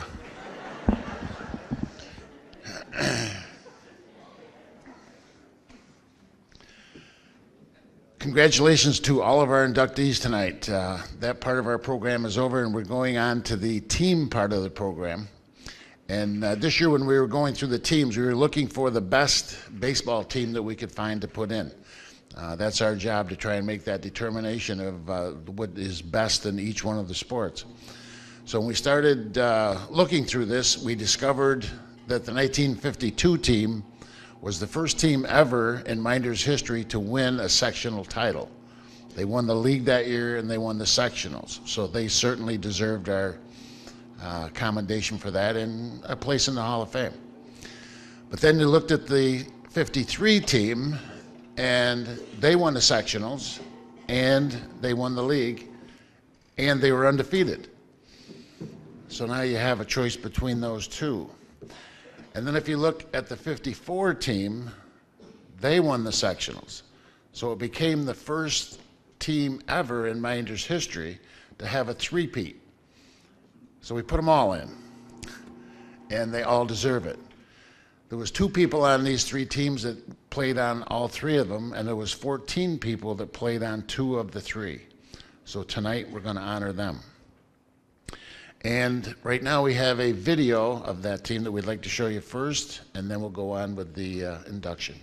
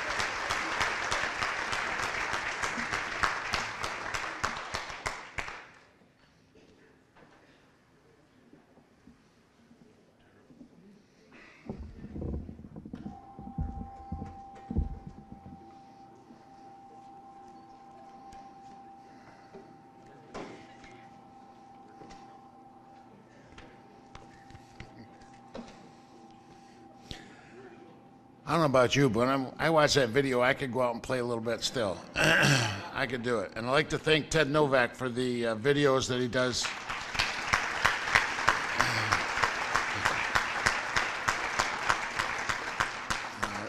The time and effort that he puts in, just like the rest of the committee, goes above and beyond what is called for, and it adds so much to our program. At this time, I'd like to have all of the baseball players and the representatives that are here come up on the stage and get a seat. I'm going to read off the names of all three teams as they're coming up, and then we're going to give them their awards. So if you guys would start coming up now, please. 1952 baseball team: Italio Cosentino, John Panucci, Dom Carello, Ralph Giglio, Jim Palumbo, Nick Carello, Coach Masterson, Tom Adana. Dave Rogers, Bill Sisson, Tom Bevins, Cy Garnsey, Rich Adana, Bruno Lombardo, Gene Carello, Dick Yates. 1953 team: manager Rich Kalagi, Gene Nicandri, Mickey Burke, Bill Corey, Bill Andrews, Ralph Giglio, Pete Saraceno, Bob Millis, Harry Amadon, Coach Scott. Rich Eno, Gene Carello, Dick Yates, John Panucci, Dave Rogers, Bruno Lombardo, Abe Myers. The 1954 team: Coach Bullis, manager Rich Kalagi, Mickey Burke, Gene Nicandri, Harry Amadon, Pete Saraceno, Bill Corey, Rich Eno, manager Belomo, Coach Spinaccio. Gene Carello, Bob Carello, Abe Myers, Bruno Lombardo, Bill Andrews, Bob Millis, Mickey Giovannini, Bob Baker.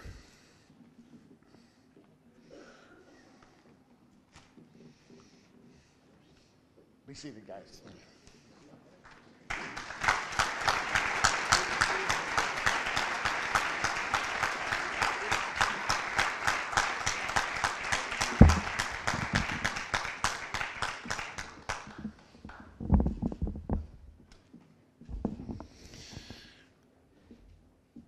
Congratulations. I read off the qualifications that you had, and you certainly qualified for the Mynderse Academy Hall of Fame. We appreciate all that you've done. Tonight, we're going to hand out our awards by team, and if you were a senior on that particular team, we're going to have one representative speak a little bit on behalf of that team.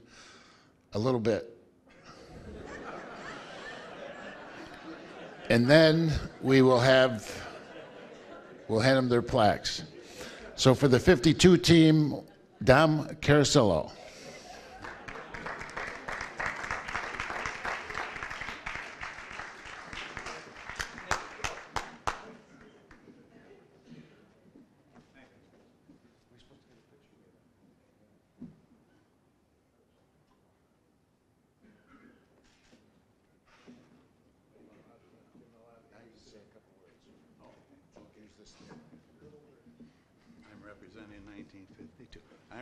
I'm representing the 1952 champions.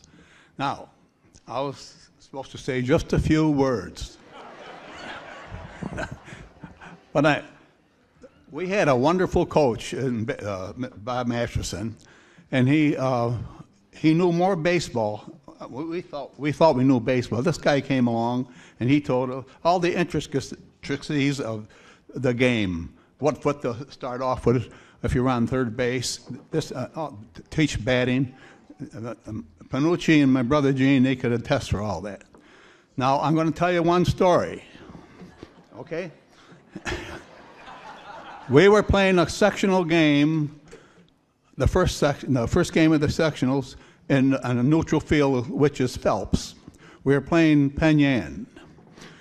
Bob Masterson, the coach, told me, I was a catcher, told me John Panucci is pitching. He said, tell John, keep the ball hard and down the middle, work the corners, and that, no curveballs, just straight stuff. So I told John, I said, we got to do what he says. The first pitch of the game, the Penn guy hit a triple because he threw a curveball, and I'm still mad at him, all right?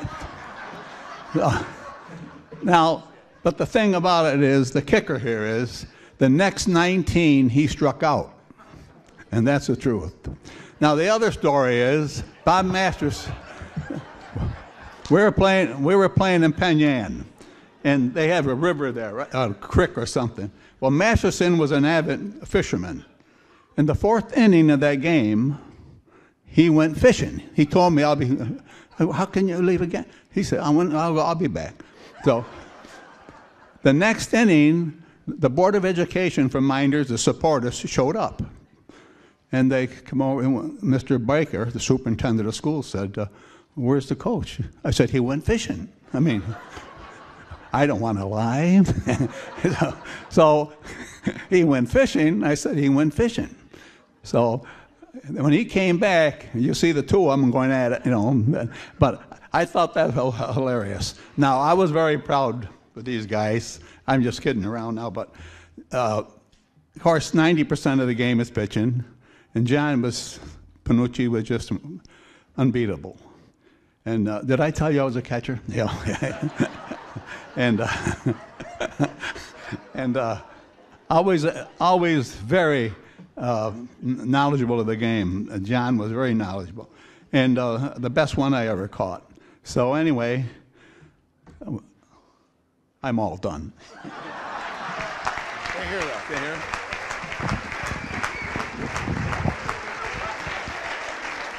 You're going to give the trophy or the plaques to the other guys. Okay. That's the shortest speech he ever gave in his life right there. All right, at this time, we're going to have Kurtzy. He's going to hand out the trophies or the plaques to the other people on the 52 team. The first one, he's not going to talk anymore. First one is Rich Adana, and accepting for him is his son, Joe Adana.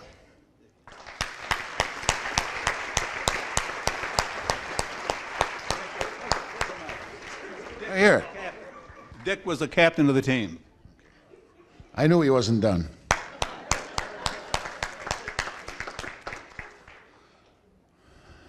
Next we have Cy Garnsey, and accepting for that will be his daughter, Patricia. No, I'm sorry, not his daughter, his wife. Looks like his daughter, though.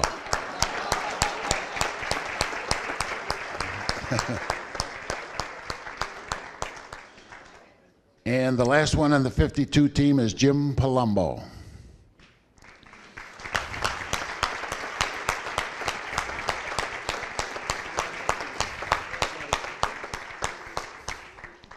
That's it, Kurtzy. Sit down.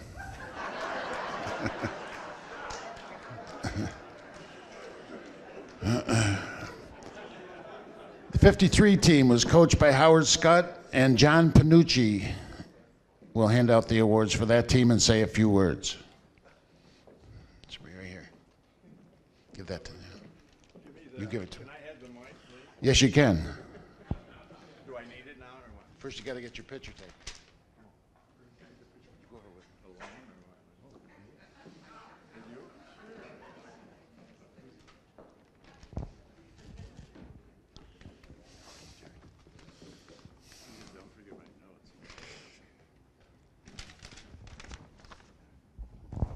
Thank you.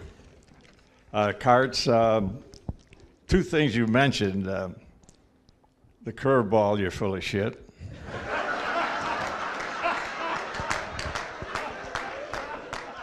But you're right on the other one. Masterson would go fishing.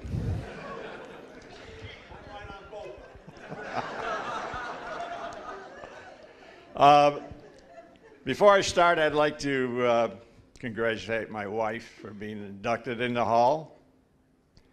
So, pretty good job, Mom.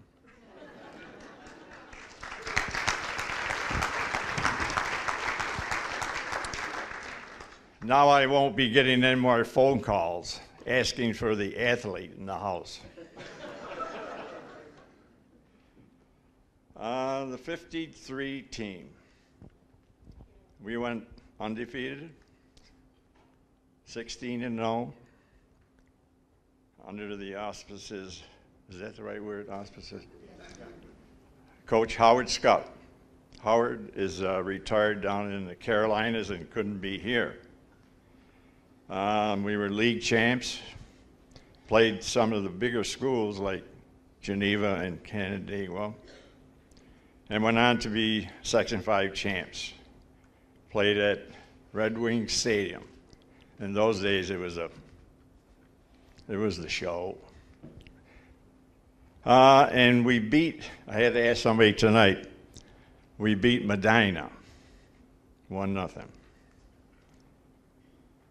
That's all I got to say. Thank you. Stay here. John. Yep. First is Dave Rogers.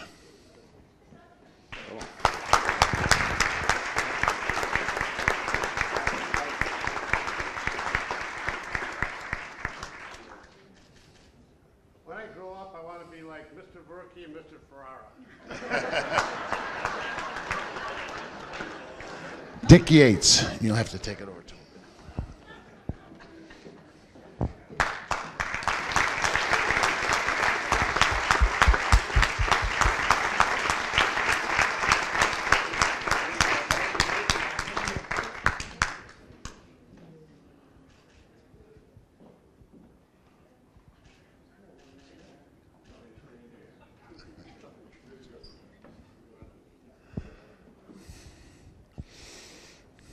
Very good. We're glad you could make it tonight, Dick.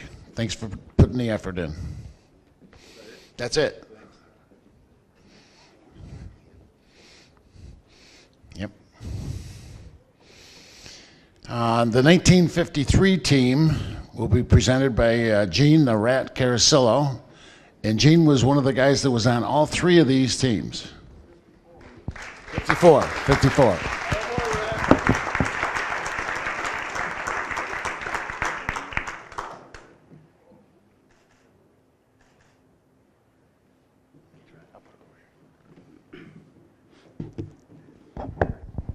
I want to tell you a couple of stories also.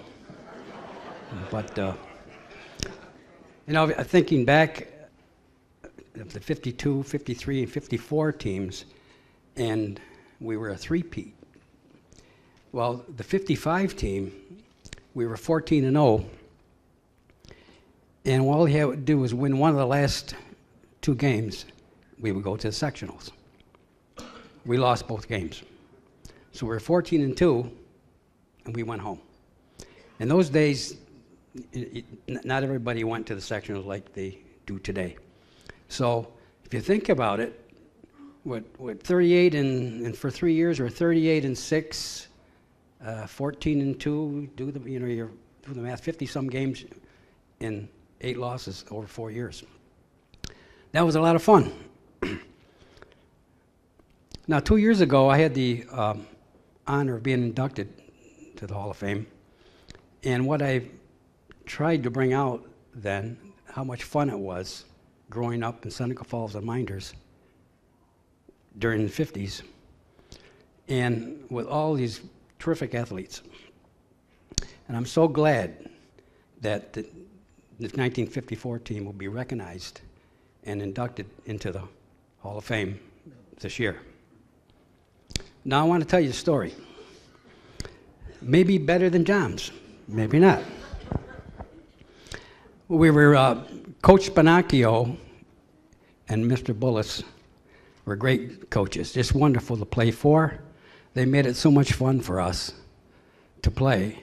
And it was just every practice was fun. The games were fun. Going on the bus rides were fun.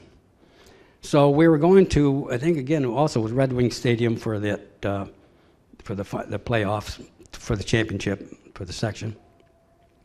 And Mr. Spinacchio says, now go home, have your family, mother pack you a lunch, because we're going to take this bus ride to Rochester. Now, Rochester then days was a long way from Seneca Falls. So we did. So I went home, my mother packed, my brother Bob was second baseman, I was playing shortstop, and they packed the lunch, and we went up. It was about 95 degrees that day, and in those days, we had these like wool uniforms. So around Victor, the bus stopped, and he says, well, we'll have lunch before we go to the game. So we got out of the bus, side the road, and we're eating our lunches. And Mr. Spinacchio came up, and he says to my brother Bob, and I said, what are you eating? I said, well, we're just eating lunch. Well, what is that? Well, my mother packed us 2 sandwiches apiece of sausage, peppers, and onions.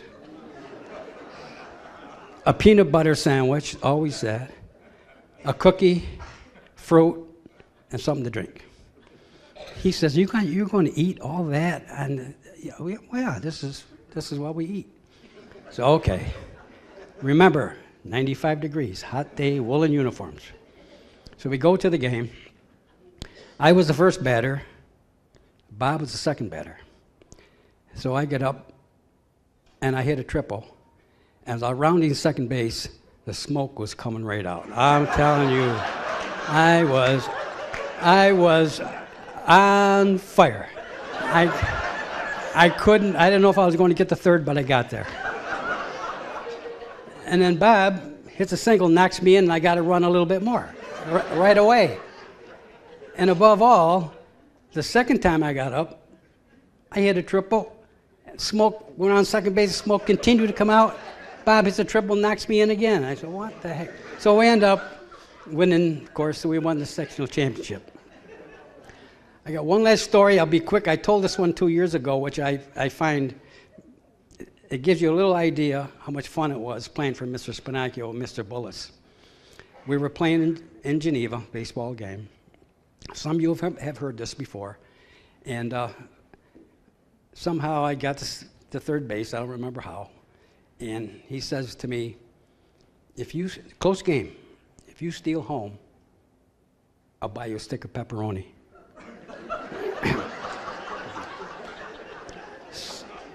So he made me an offer I couldn't refuse. So I did stole home successfully, and we won the game. He did buy me that stick of pepperoni. So I'm very honored to represent the 1954 team to be inducted into the Hall of Fame. Thank you.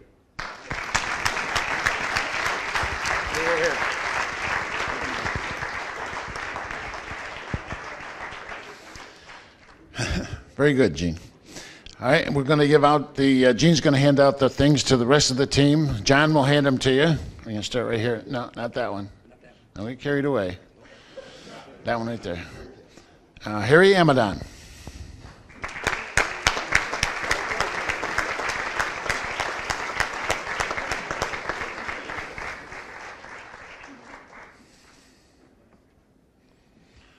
Mickey Burke.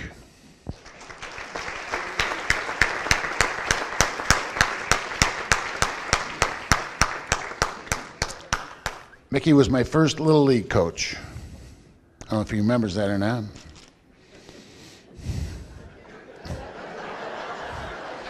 Bob Carello.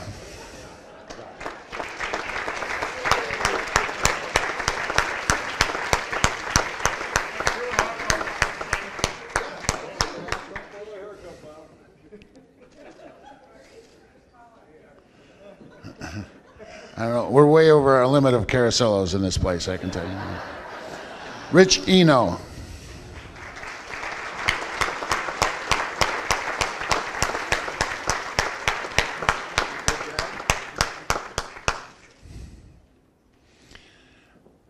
Mickey Giovannini, Judy, his wife, representing him.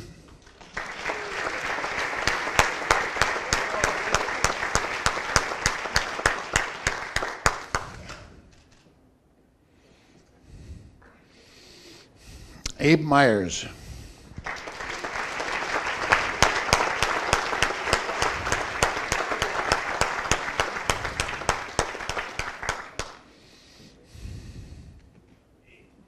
Bob Millis.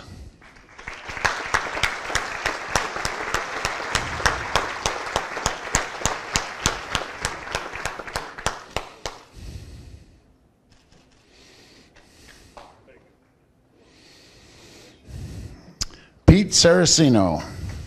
They're right there, Pete.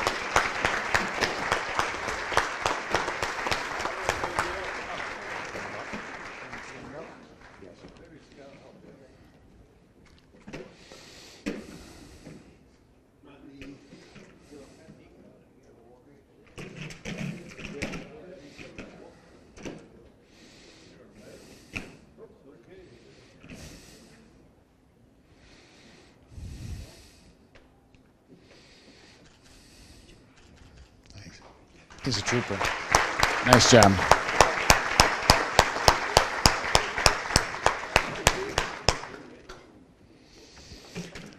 Assistant coach Mauro Spinaccio.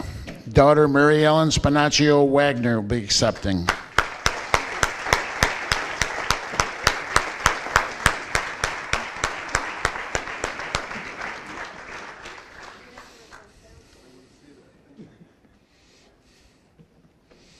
That's it. Very good. Congratulations. One final round of applause for those teams, please.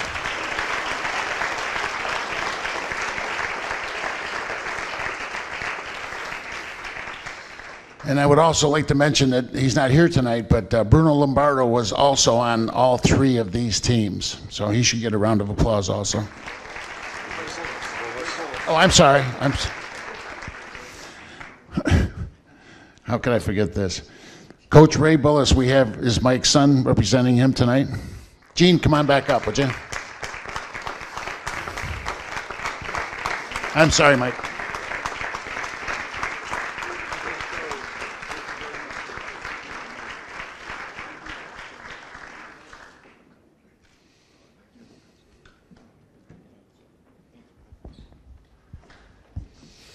Very good. Now, did I leave anybody else out? I hope not. I apologize. Thank you. You want to go again, Dave? Congratulations to the team. Congratulations to all the inductees tonight. A reminder to everyone, if you guys stay where you are, because we're going to get some pictures taken of you. Okay, so don't be going anywhere fast.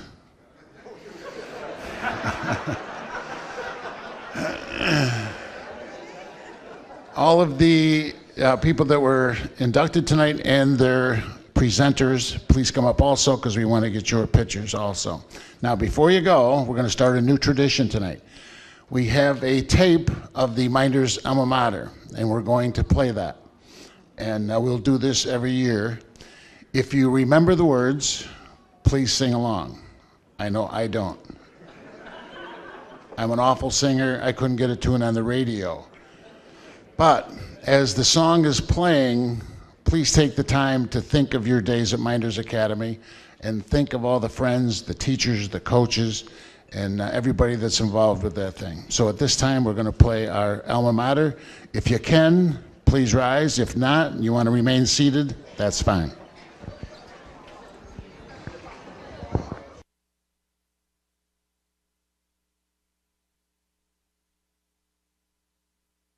Proudly stands our glorious Mynderse, beautiful to view.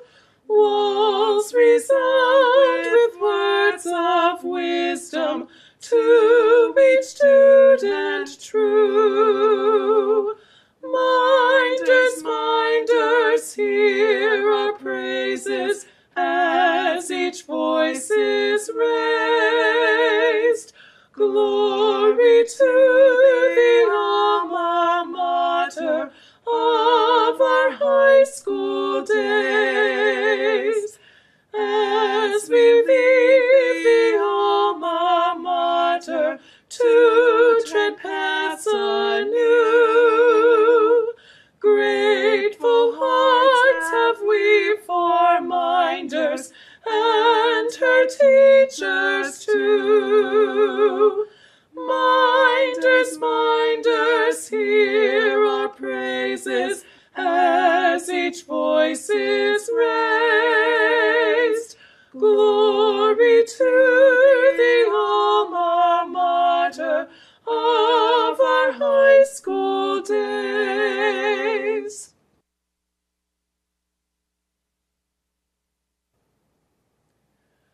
Proudly stand